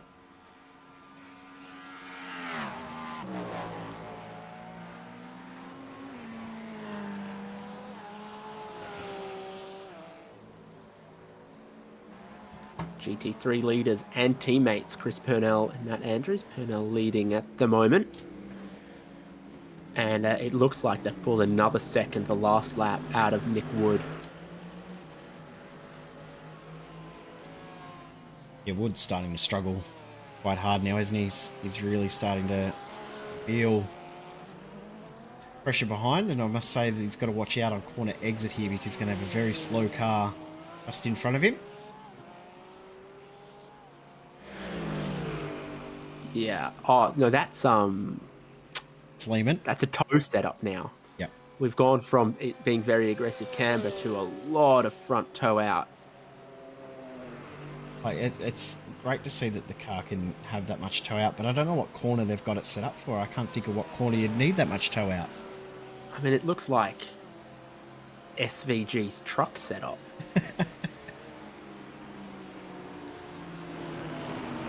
There's a couple more of the GT3s going past, and I couldn't help but notice the fastest GT3 last lap was Brady Standley, and he's now right behind Twitchy Foot Racing 42 Glenn Arnott here. They got a little bit of traffic. They got to keep their wits about, which is the race leader Simon Mazzomo going past as well.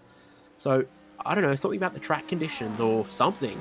Brady Standley's looked pretty damn good the last couple of laps. Maybe some of the others are fuel saving in a way that he isn't in this phase of the race, and it might make him look very clever for a lap or two, but a bit foolish in the long run. But no, he's caught fourth very handily. We know that lately third place, Nick Wood's been struggling a little bit for some speed. And that's only just a couple seconds up the road as well. Yeah, Stanley's pace would mean that he'd be there with time to spare at the end of the race, so I don't be surprised if we do see him there. And look at this. He's made it. He made it. Hey.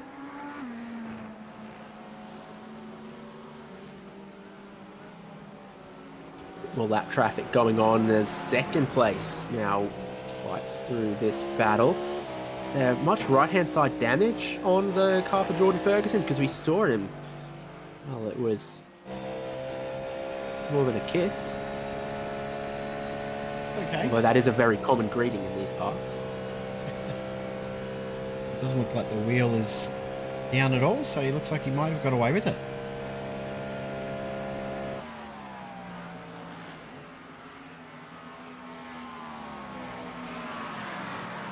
Another personal best lap from Brady Standley.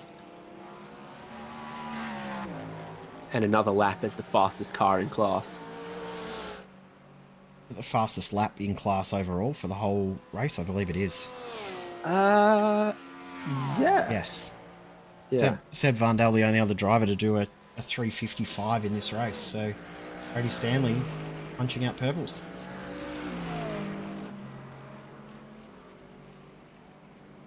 They look conjoined or even bump drafting at this point. Right before the braking zone into the second Mulsanne. Standley might get to save a little bit of fuel there.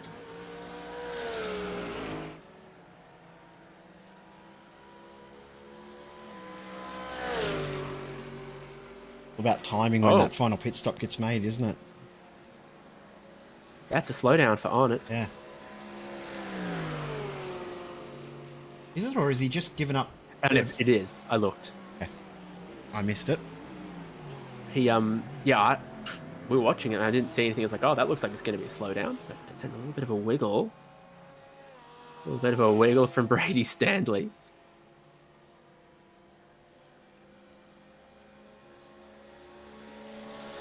There's a couple of those chicane corners there where the fastest way through them is to get the inside tyres on the other side of the curb. And that's fine, but you've still got to have half of your car on the outside of some line in the middle of the curb there. And so it's not like, oh yeah, on the curb or over the curb. It's like, oh, a little bit over the curb, but not too much over the curb. It's a bit odd.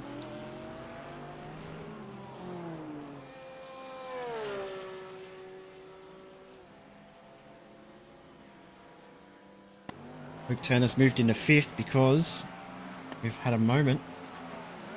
What, the Tim Harris, the 2nd. Whoa.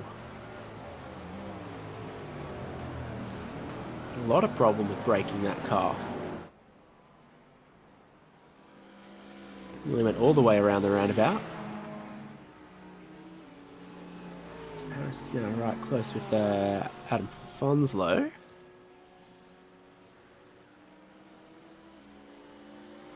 Stanley's got enough pace that he seems to have dropped Glenn Arnott.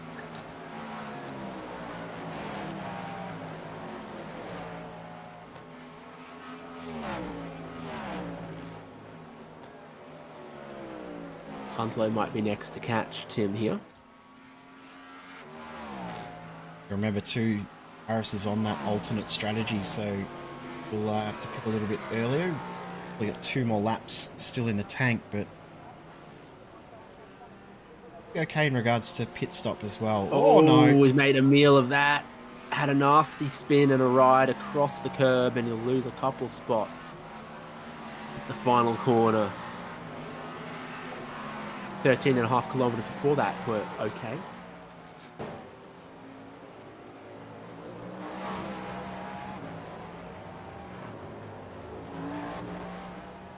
Right. Oh no, which twitchy foot car is this? The 5th place Glenn Arnott.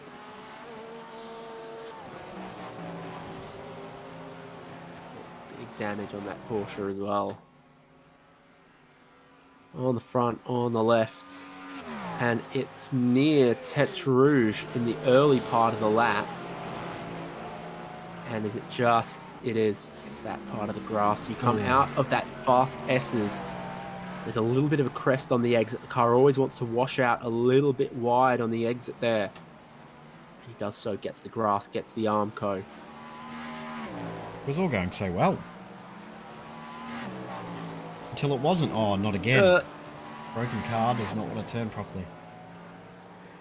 It's too eager to turn left. Again, he's copied that truck setup.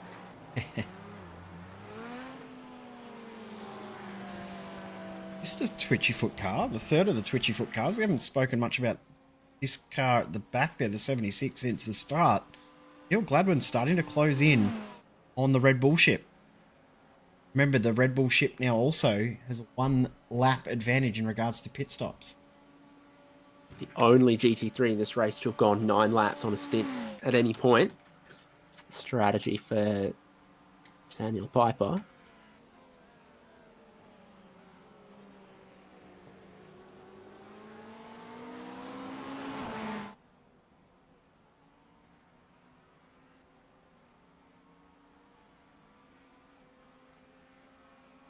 Do you miss when the prototypes were itty bitty compared to the GT cars? Now they've gone from being 1.8 to being sort of 2 meters wide, and gone from being about 4.5 to being 5 meters long.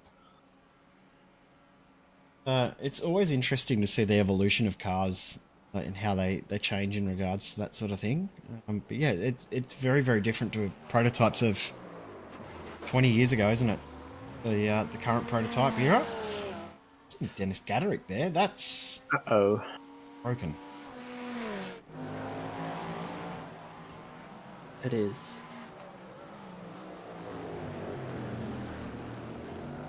Tim Harris with Ben Jeffrey now behind him.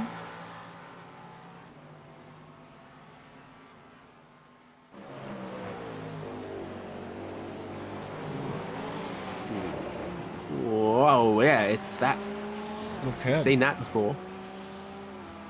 It's that exit curb. Happened to Sam Lehman as well, didn't it? Basically exactly the same, except it snapped the other way into the wall on the other side. But it was from riding the same curb, getting the middle of the curb right down the middle of the car, where the sort of plank and other stuff is, and it sort of lifts and rotates it there. G3 race leading cars. from Virtual Motorsport Mentor Esports, Matt Andrews and Chris Purnell. Woods continued on again.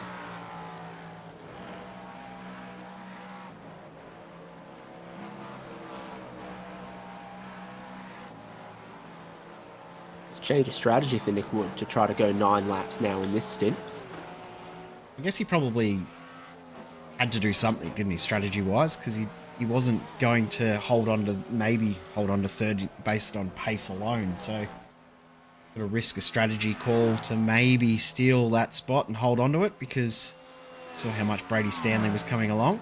Speaking of, Stanley's been into the pits, and Jordan's into the pits. Arnott's in, Booth is in. Of course, Purnell and Andrews there, out and away.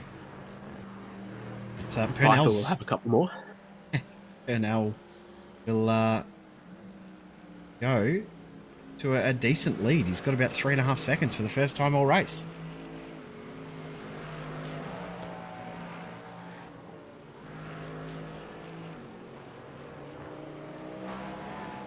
Harris has made his final stop as well.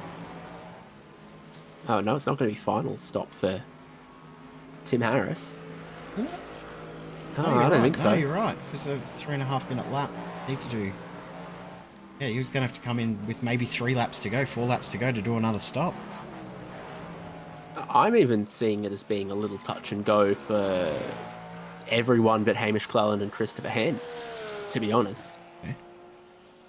I'm curious because they're almost about at the start finish line for the race leader, and then he'll have one more, so 35.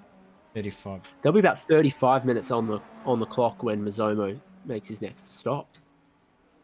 What's he getting? 8 laps to a tank? 9. So he's close, and the only drivers you're like, oh yeah, no, they're fine, is Hamish Cleland and Christopher Henn, third and fourth. Oh. The 9 laps should be about 31 minutes. So, yeah, you're right. It sounds like they're a lap short.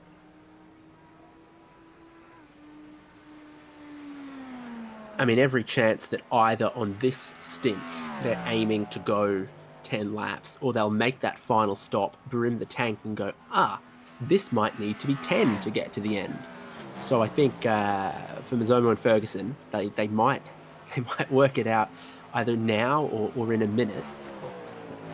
Cleland and Henn just a little too far back, even if they can push hard in the final stint, to really make too much of a dint of it.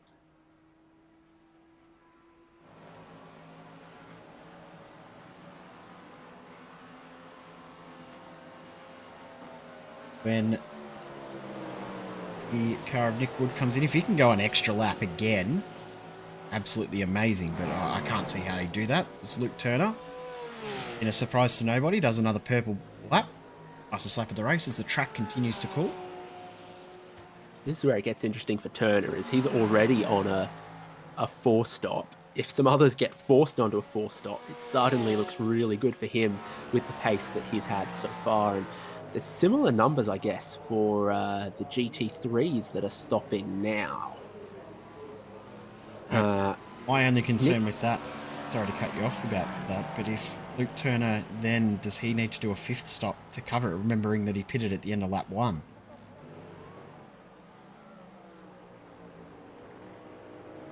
Don't know. He has stretched the stint out, though, throughout, hasn't he? Yes. Maybe. So I think there's still one more stop for the Virtual Motorsport Mentor Mercedes in GT3. Yeah. Whereas there might not be for Nick Wood, and there might not be for Daniel Piper as well. And Neil Gladwin. Yeah. And I suddenly really like what Daniel Piper's doing now I think about it. I'm like, yeah, all right. Okay. Those 2 laps extra he got in that middle stint is now really playing into his hands, as Nick Wood's gained a fair bit of time during the pit stops as well. Is it away? And how much of a lead will he maintain over Brady Stanley, who's coming down the front straight? Still around about that 10-second bracket. Because, of course, it's not only a very heavy fuel consumption circuit here with full throttle and high drag at vast amounts of the circuit. It's also quite a long and slow pit lane.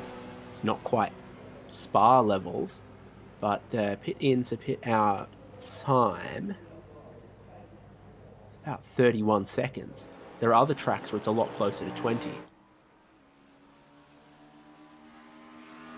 Will Mazomo come in at the end of this lap? Yes. And it's going to have to do 10 There'll be laps 34 still. minutes. There'll be 34 minutes on the clock when he leaves pit lane. It's 10 laps. At That a is. 3 minute 30 lap time, that's still 10 odd laps.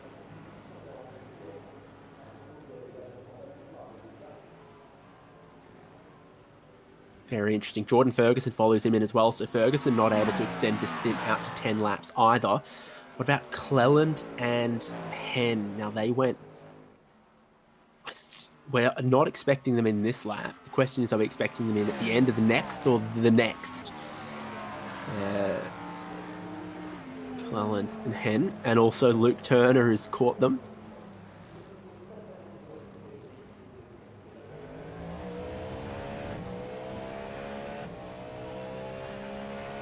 Zomo and Ferguson still stopped. These guys come on by. Luke Turner does another 3:23.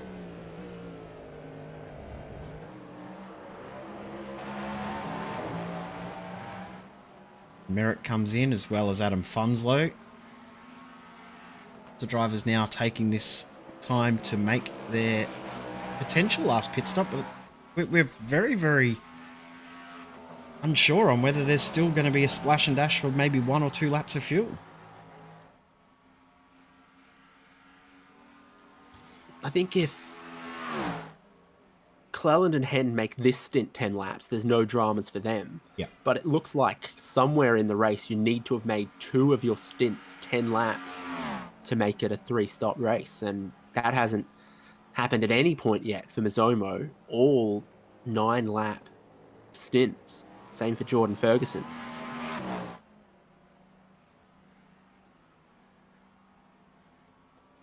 And then Luke Turner.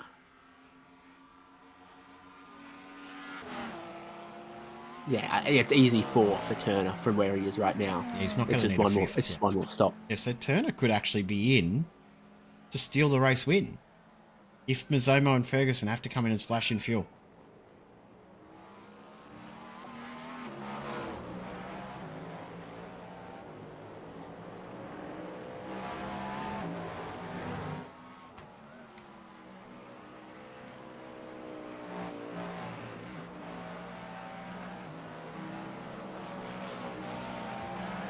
A bit plain, but a very Cadillac color. I like it. You call that silver or gunmetal grey, or it's grey? Or battleship. Battleship grey. US Navy grey. Yeah.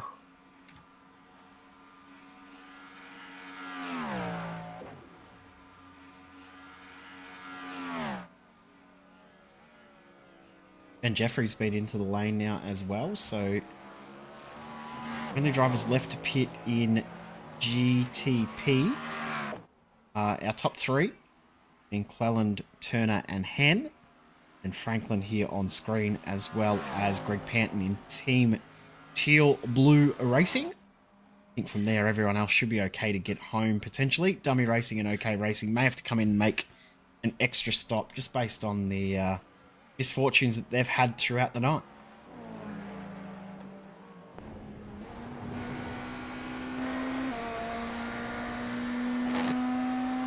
Will Cleland go one more? I think he's going to pit.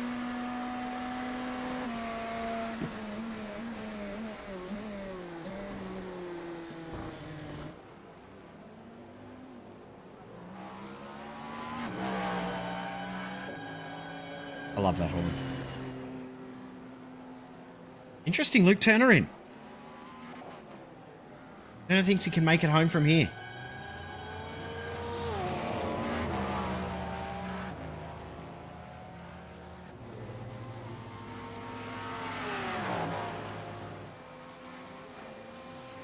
Christopher Hen rolls on.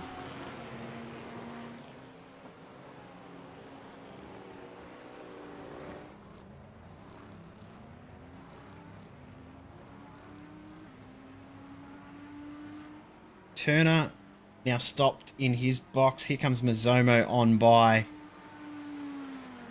Where will Luke Turner rejoin the race in comparison?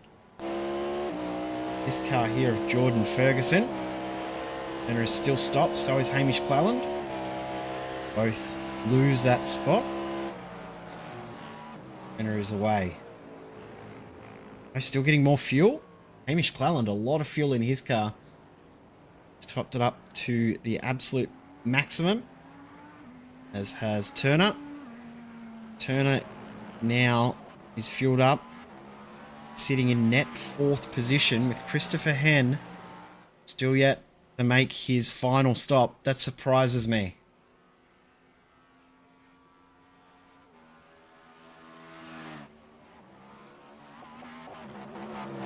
Very interesting. Andrew Franklin's coming to make his final stop as well.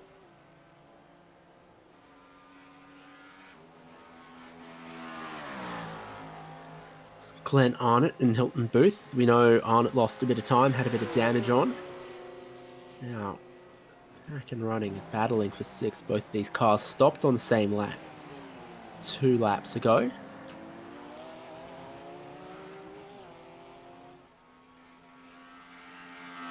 Oh, Mazomo's around. Race leading GTP is gone for a spin. And that's... Oh my... Is it the same curb? That same curb at the second Mulsanne chicane? It is. Let's have a look. Definitely the second Mulsanne chicane. I'm confident of that now. Does he get... Oh, no. It locks up. Oh, way early. Huh. Can we do onboard? Can. So, for the Mez, not his out lap, so it's not cold tyres, it was a lap after that. That's going to be sick otherwise.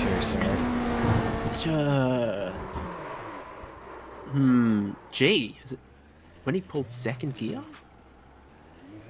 It didn't. It's like he accidentally found a handbrake button, or someone threw a blue shell. Very unusual incident, that one, so sure we'll hear from Mez as to what happened there later on, and he'll be so glad that we've gone back and had 2 extra looks at it as well.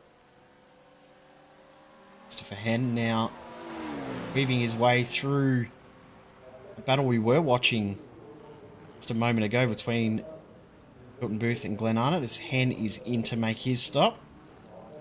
He's mighty cautious on the pit entry. Is he out of fuel on the pit entry? I think Hen might have run out of fuel on the pit entry. I think you're right. He only just started the car back up. He's out. Damn. So a scruffy in-lap then from Christopher Hen, as he's probably lost 2 or 3 or a couple more seconds the way into the lane. He slowed down for that chicane in pit entry, the one that tripped up Adam Funslow at the first pit stop, and then he didn't accelerate out of it. He was just kind of coasting 80 k's an hour, where you'd normally sort of accelerate back up to 120, 130, and then slow it back down to 60. They're coasting it to the bit of the pit entry. So Mazomo goes past Ferguson, goes past, and Christopher Hen finally gets that fuel. Hamish Cleland will probably get past Luke Turner. It's right in this now. He said that he was a chance of a podium. He didn't think he was this big a chance of a podium. Hen might be overfilling it now. Potentially. 34 seconds is a bit odd now that I'm projecting 7 laps to go. But I guess maybe that's just the tyre change time. That's ended up costing the most in the end. Kind of makes Cleland's choice look pretty clever. Yep.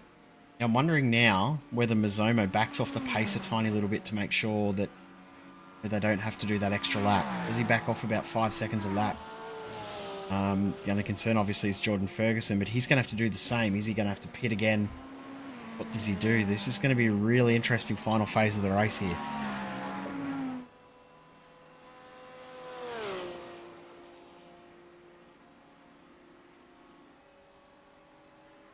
These two guys are still going at it too.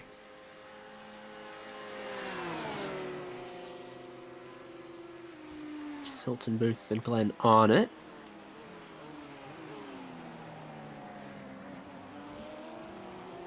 I think you can see him from Sydney Motorsport Park.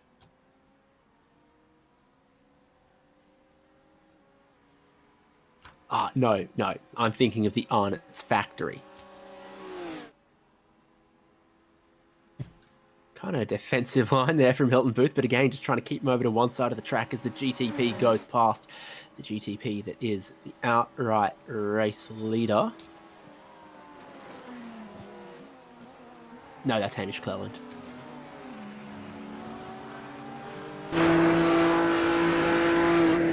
Or maybe it was Mizomo.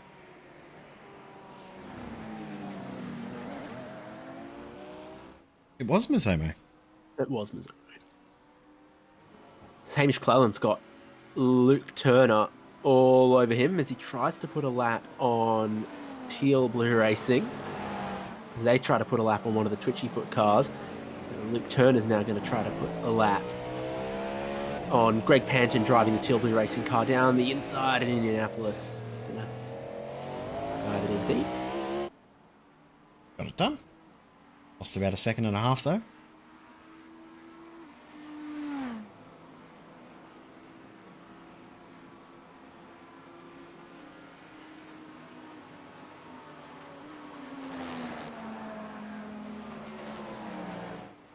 Somo crossing the start-finish line now. Predictor says 6 more laps.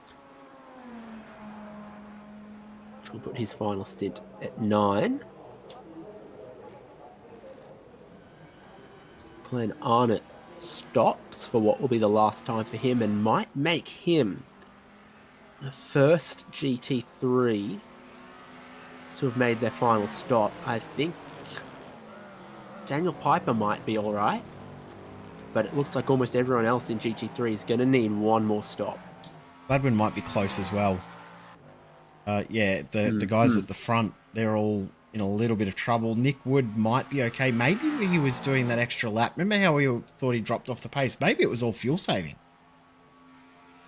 When we thought he'd actually dropped off the pace. So I was trying to read the tea leaves on the other side of the coin when we were like praising the lap times from Brady Stanley. Like maybe we don't know until the end of the race if he's actually doing great right now. But it's possible that the other way around was the case, as you're trying to say for Nick Wood. How long can Hamish Cleland hold on for here?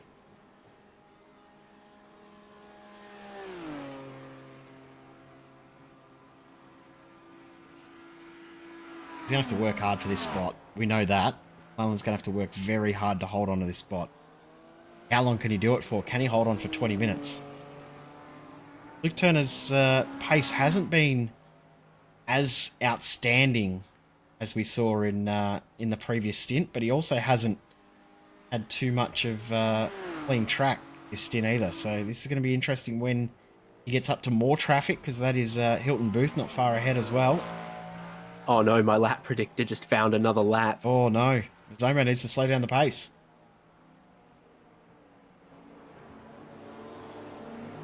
I'm not sure he can enough. He's got 15 seconds, so he can slow it up a bit. Well, And I the suppose last if lap was slow for Ferguson. yeah.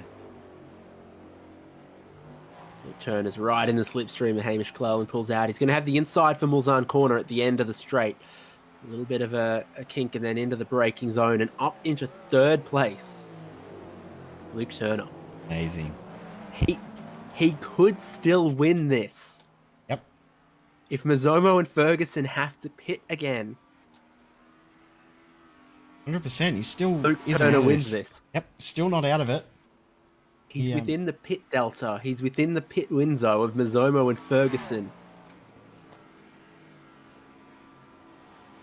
I think that was even a possibility an hour and 45 minutes ago. There was no hope. He was out of it. Minute back after lap 1. Incredible pace that he's had in this car.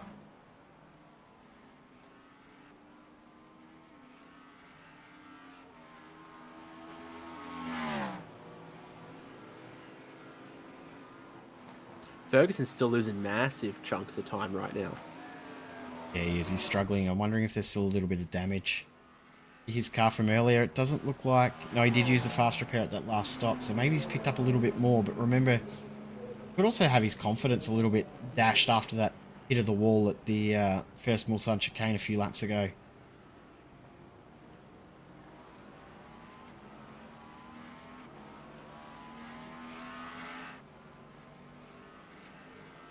From a 330 to a 328. The lap predictor still found an extra lap. It's still saying that this will have to be a 10-lap stint from Simon Mazzomo and Jordan Ferguson. Oh, you know why? You know why? Mazzomo just did his personal fastest lap of the race. That's not what he needs when he's trying to reduce the race by a lap, unless he knows he's okay on fuel. Well, he got a little confused about the leader's pit stop, and because it only recalculates once a lap. Yeah. And it's when the white flag gets thrown is based on a sort of average of the last 3 laps of the race leader.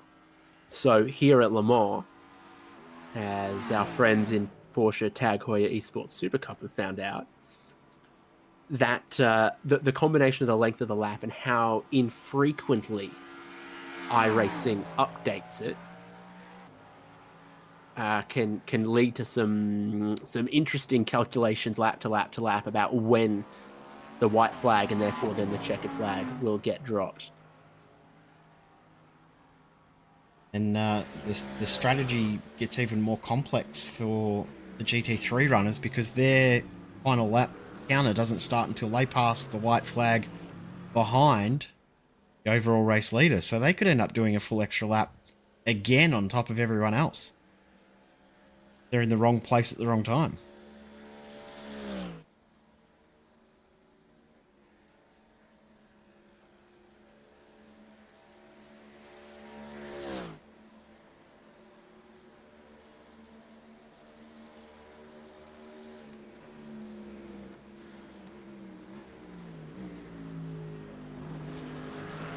I think GT3 is just looking like everyone's got one more stop except for Glenn Arnott, Daniel Piper, and maybe Neil Gladwin, but the top 6 as they run at the moment, there's no ambiguity there. They're all going to need to stop once more. Yep.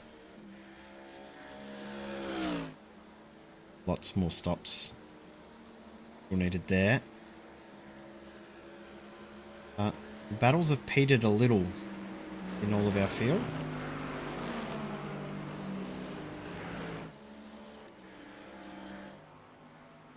Actually starting to close up. Remember, an hour or so ago, we were talking about Adam Funslow losing the race lead due to a penalty. Well, now he's trying to get himself back up into that top 5.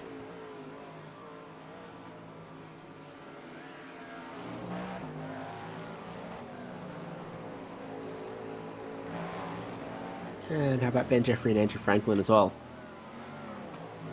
So there's stuff happening.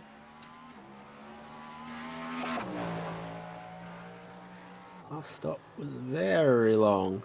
Oh, that's not where the track goes. Okay. Battleship Grey went sailing off.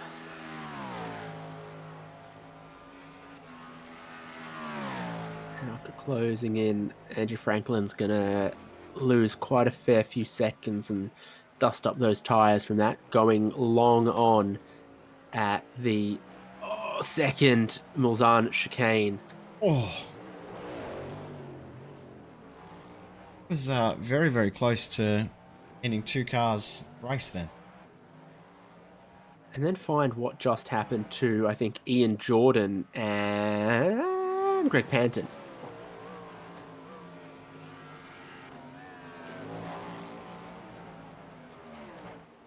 Yep.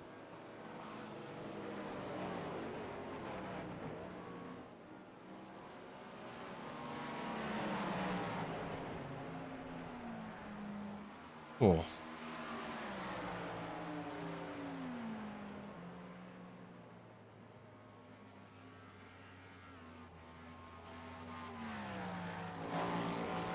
This just happened to Ben Jeffrey. As we were watching that replay. Yeah, I've seen that happen before. Watch, Andrew Franklin comes in. He doesn't know which way to go. Goes a very long way. After all that, he got that spot back anyway.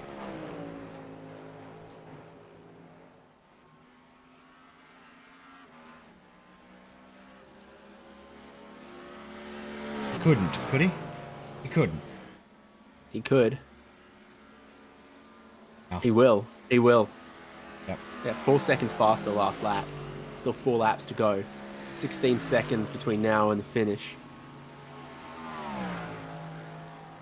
Incredible. And it will get him the way it's going. He'll get second place. But will he get the win? All signs still pointing to Simon Mazzomo needing to pull a 10-lap stint-shaped rabbit out of the hat at the end here. And if he has to stop coming to the white flag, he'll lose the lead. If he runs out of fuel on the final lap, he'll lose the lead. If he parks it to make the race go a lap shorter, I think he'll lose the lead. Yep. And the race may still end up being the same length, so he's got to save fuel. It's the only option he's got now, is to save as much as he possibly can. Yep. Last lap 3:27, not far away from knowing what this lap is going to be for the Mez. 4 to go when they cross the line here, correct? Yep. 6 laps done since his last stop. Still 4 more to go for the race leader. And he does a 3:24.9.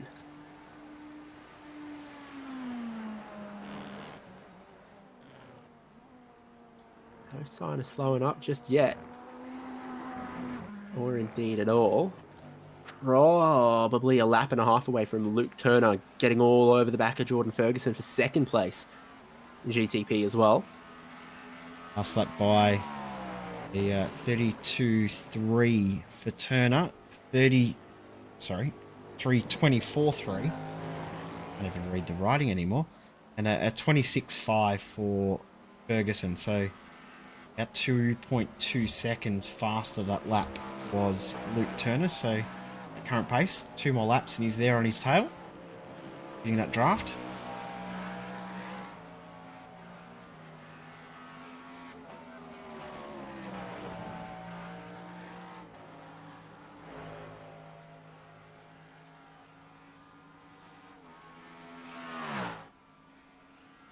It'll now be an in-lap, potentially, for a lot of the GT3 cars. Your leader in GT3's just crossed the start-finish line to start the 8th lap.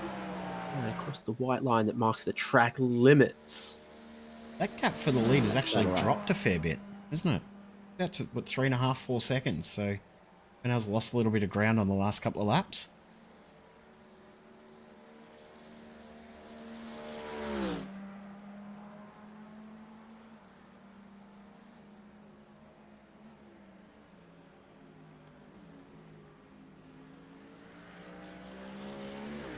I got told by one of the Bathurst 12-hour teams that someone has dyno tested a Mercedes AMG GT3 with no air restrictors in, and it's like 800 horsepower.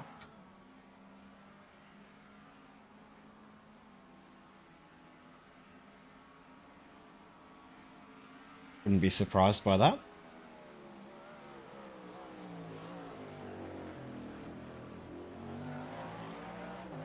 Nice as that sun set now. That view. Can be very, very glaring when you drive this stint in the race. Yeah, there's always sort of a Stonehenge effect to it there, where there's always one little bit of a straight there where the sunset lines up and shines straight down, no matter the time of year, but particularly that sort of May, June time of year. Yeah, there's always an element of glare between Lausanne Corner and Indianapolis.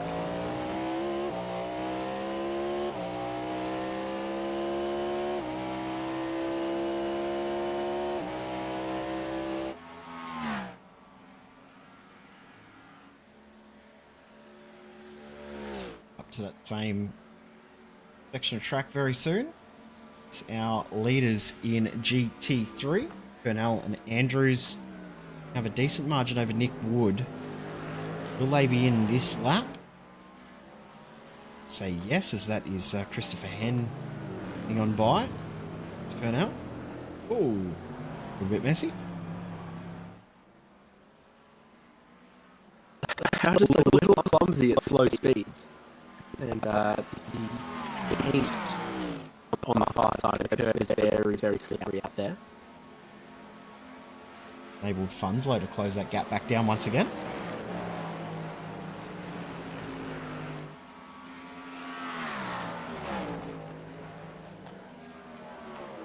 Oh, the last laps of your top three are all very, very spicy.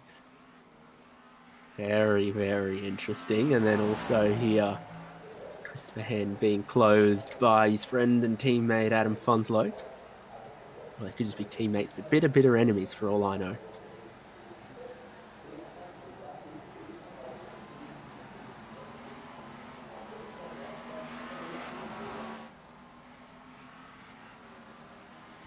You can do it in your head now that it's sub 10 minutes. You know, 3-minute lap, 3-minute lap, 3-minute lap takes us more than 9 minutes.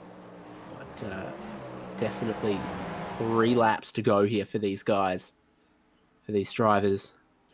When Mizomo crosses the line next, will it be 3 to go for him or will it be 2? 2. Because 7 minutes is 2 laps, and he's more than a minute from coming around to the line. Here's this next group of GT3 stops that we were expecting. Looks like no tires. It's kind of a 2-3 lap splash here. And Chris Purnell will get out ahead significantly of Matt Andrews, actually, by quite a bunch.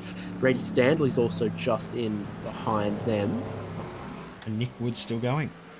Yeah, he'll get one more lap. Will he be able to do 2? Yes, he's got 2 more from here, and if he's very lucky, be able to win the race from here. He might win it if he gets lapped once more by the overall leader. The overall leader, Simon Mizomo, is halfway around the lap, whereas Nick Wood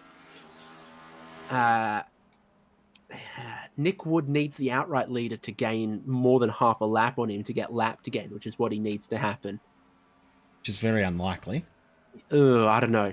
Yeah. Not sure.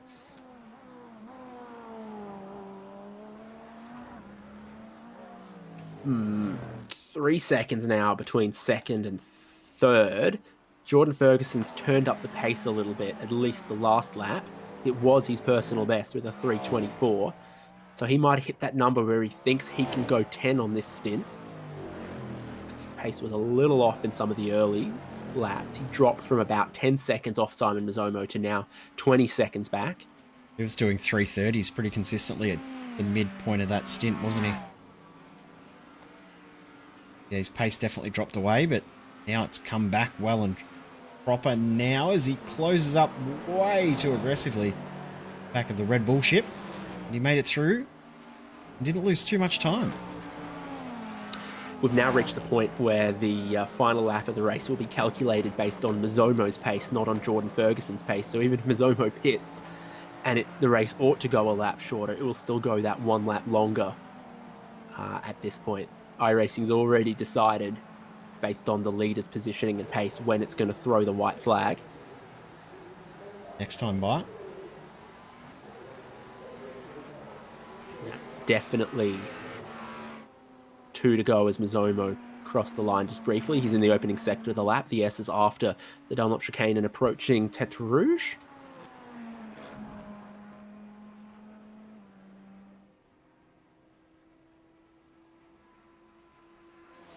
What does Nick Wood do from here? Does he try and slow down and save extra fuel? He's got a 21-second margin.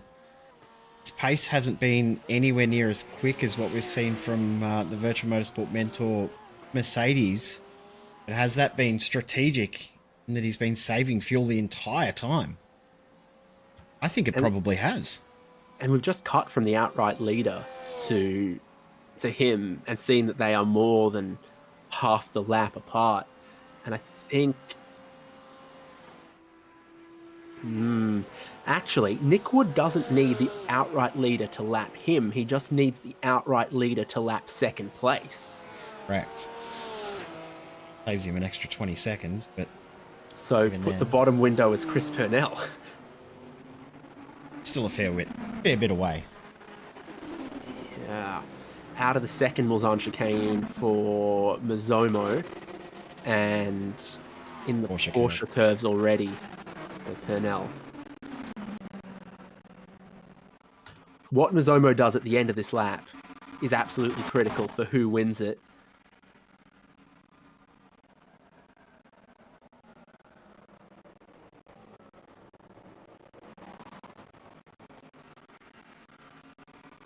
And this is second and third. Very, very tight now in this group, isn't it? Luke Turner 2 seconds quicker the last lap, now within 1.7.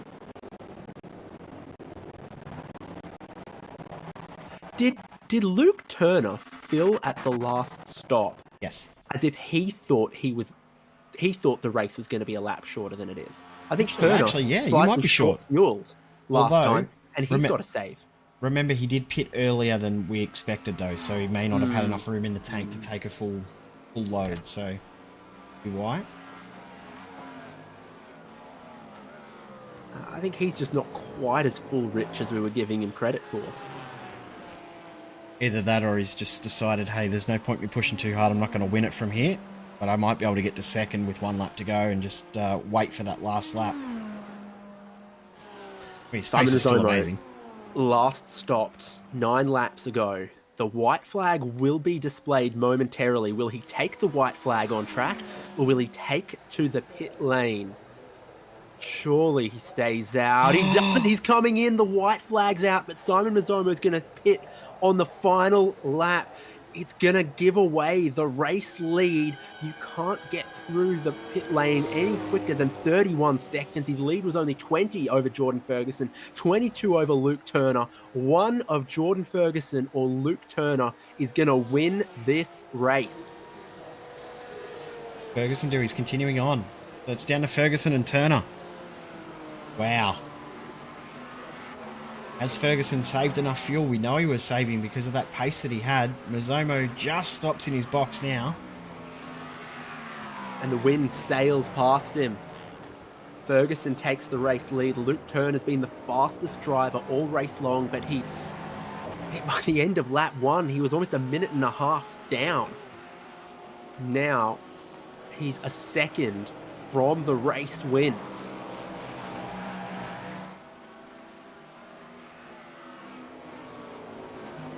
And he hold on. Mazomo's now 12 seconds back. Oh, traffic! They split either side of Team Kraken, Hilton Booth. And it is a big check-up for Jordan Ferguson. They're 3 wide prototypes down the Mulsanne straight, heading towards the first chicane. Luke Turner goes to the race lead. No way. How has he got into the race lead? There is no way he should be leading this race. No way. Ferguson rolled out of the throttle big time on the way in there as well, so he fought on as hard as he could, but he's got to save fuel on this final lap to make sure he sees the checkered flag. 76 twitchy foot car there. They're still saving fuel. Remember, they are okay, we believe, but yeah, they're going to be borderline. Nick Wood come across the line this time and see the white flag. Will he be able to make it home? Will he be able to do one more lap? Turner, will he have enough in the tank as well?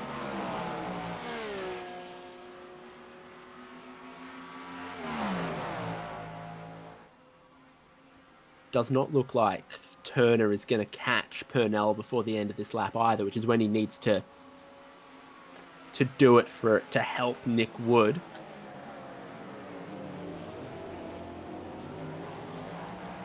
Glenn Arnott as the next car to lap. He is 6th in GT3.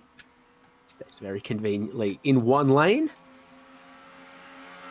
Nick Woods brought the car into the pits as well, so he couldn't make it home, couldn't do that one extra lap. Purnell might have just been given the race win in GT3 as well.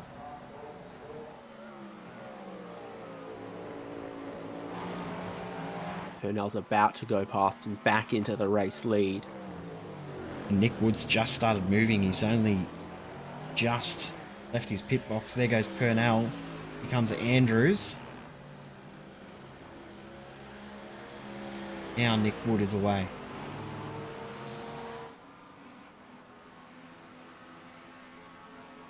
I think we just saw Ben Jeffrey on the lane as well, making that last lap splash.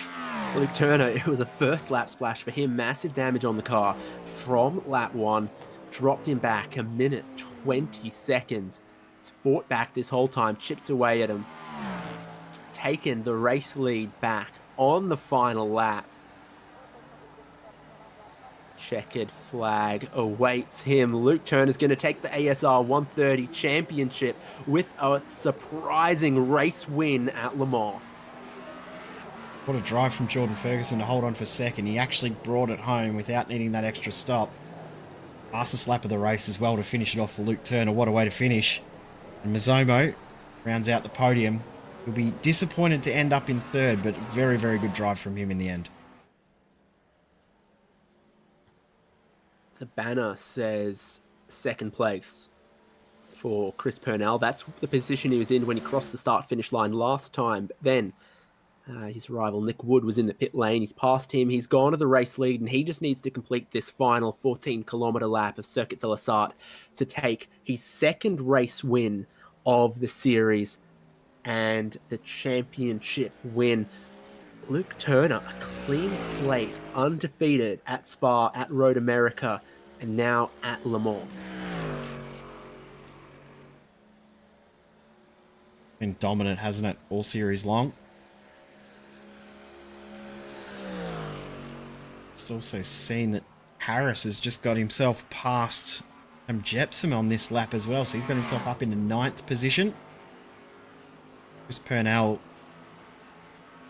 on at round 1 should hold on for victory here. Watch the end of the lap here though for Harris and Jepsen because they're still pretty close, these cars. Jepsen's completing a 10th lap in this stint to see the checkered flag as well, whereas we know Harris went to a 4-stop strategy and did so early.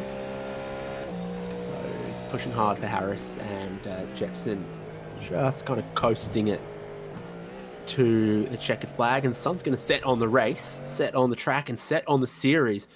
ASR 130 series. A more traditional AUSPASS championship. It's not too far away. I think there are definitely some people that enjoyed this this fling with the longer races and with some prototypes. 100%. It's been cool to see a different sort of strategy game as well, hasn't it? With the prototypes, it's been cool to have some prototype action as well. Well done to the drivers in the prototype field for bringing home a fantastic night of racing. The racing's still just going in GT.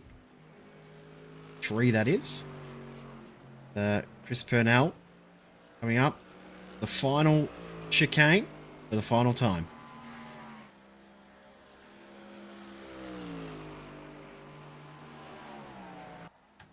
Started with a flyover, and it'll end in the dark. 2 race wins across the series and the GT3 championship for Chris Purnell. And Andrews in second position. He finished 1-2 at Spa as well. Nick Wood, great result from him to finish in third. Should be absolutely overjoyed with that, but fantastic race we have had.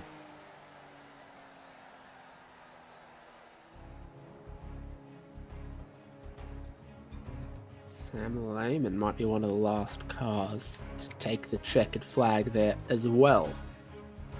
The OK Racing number 15. Virtual Motorsport Mentor first and second place cars are doing their own little victory lap of the countryside. This is the results from race 3 of ASR 130. Luke Turner by 3 seconds. He was no chance by about turn 3 on lap 1. And then blistering pace, and in the end turned out to be a reasonable 4-stop strategy. Takes the win from Jordan Ferguson, Simon Mazzomo, Hamish Cleland, Christopher Henn, Adam Funslow, John Merritt, Fields, Team Timothy Harris II, and Adam Jepson in 10th there.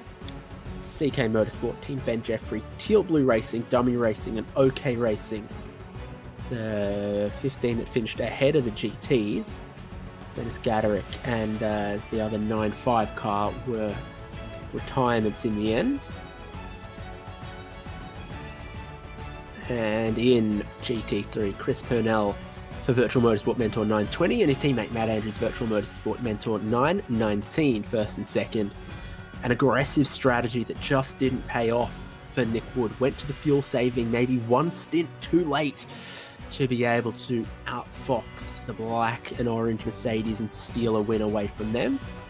And then Brady Stanley ended up in 4th ahead of Ian Jordan, Glenn Arnott, Neil Gladwin, Hilton Booth, Daniel Piper, and Seb Van Dell, and Sean Lacey, I think, never even started, unfortunately.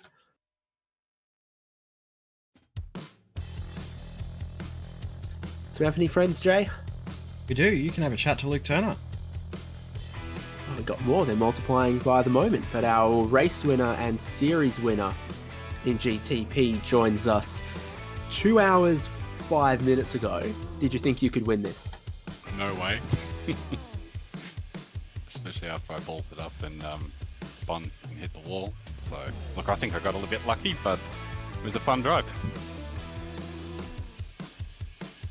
Yeah, absolutely. You had some really, really quick laps there. So obviously a lot of stints where you were just pushing on while some others on the conventional strategy maybe had to save a little more fuel.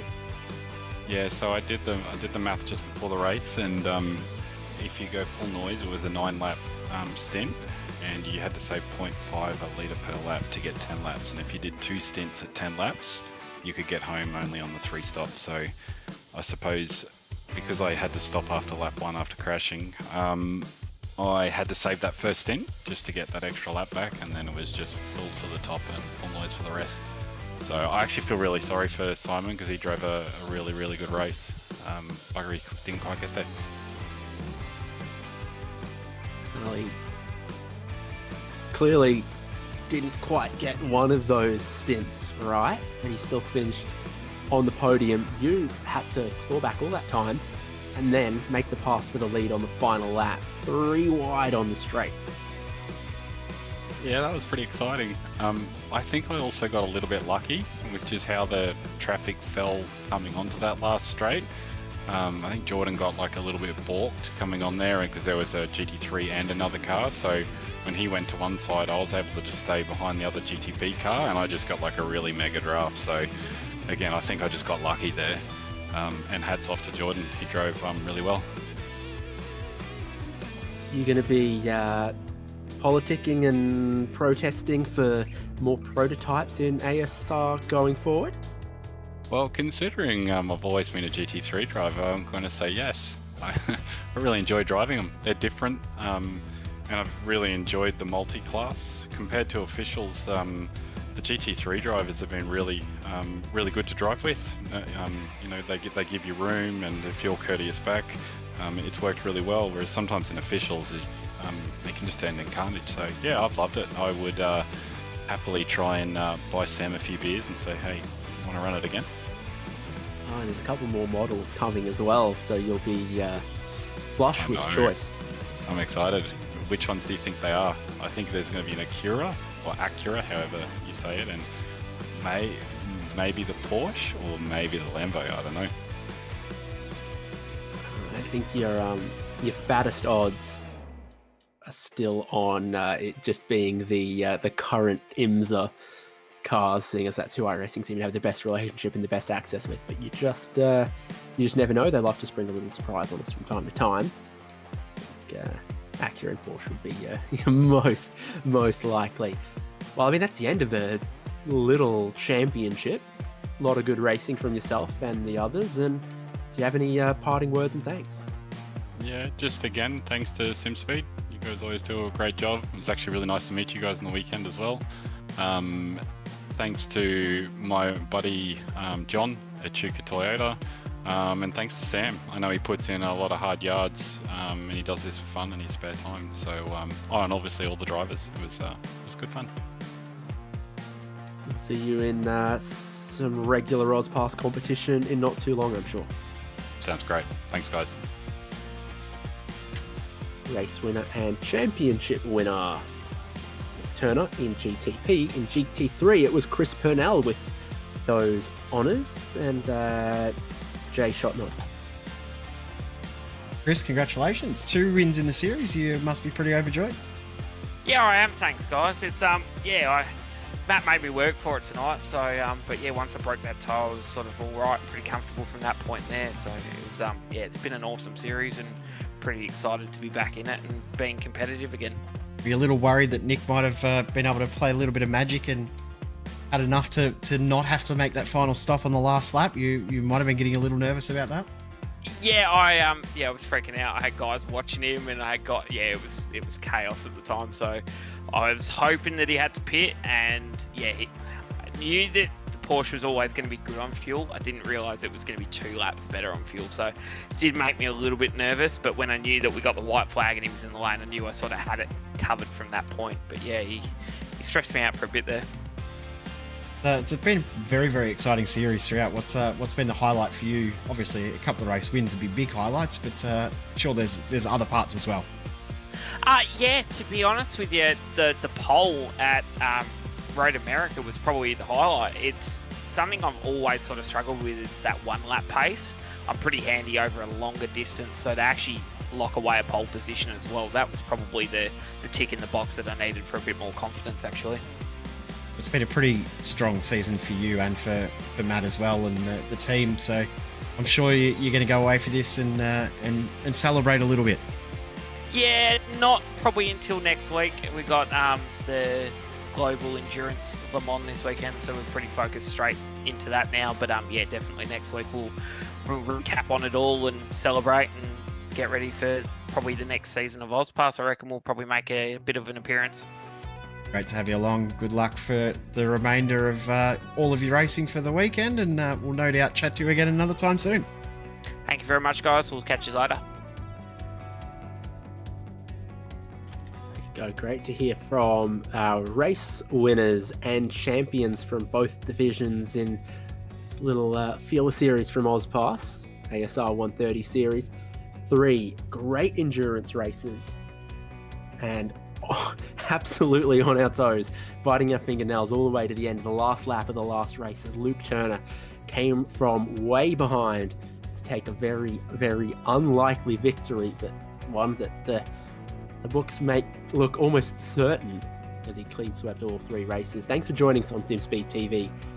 David Haynes with Jay Kennedy, and keep your ear to the ground for more racing and more series coming from the AUSPASS crew. Thanks to their series sponsors, Bridgestone Selects and Index Designs. From Le Mans, we're about to bid you farewell.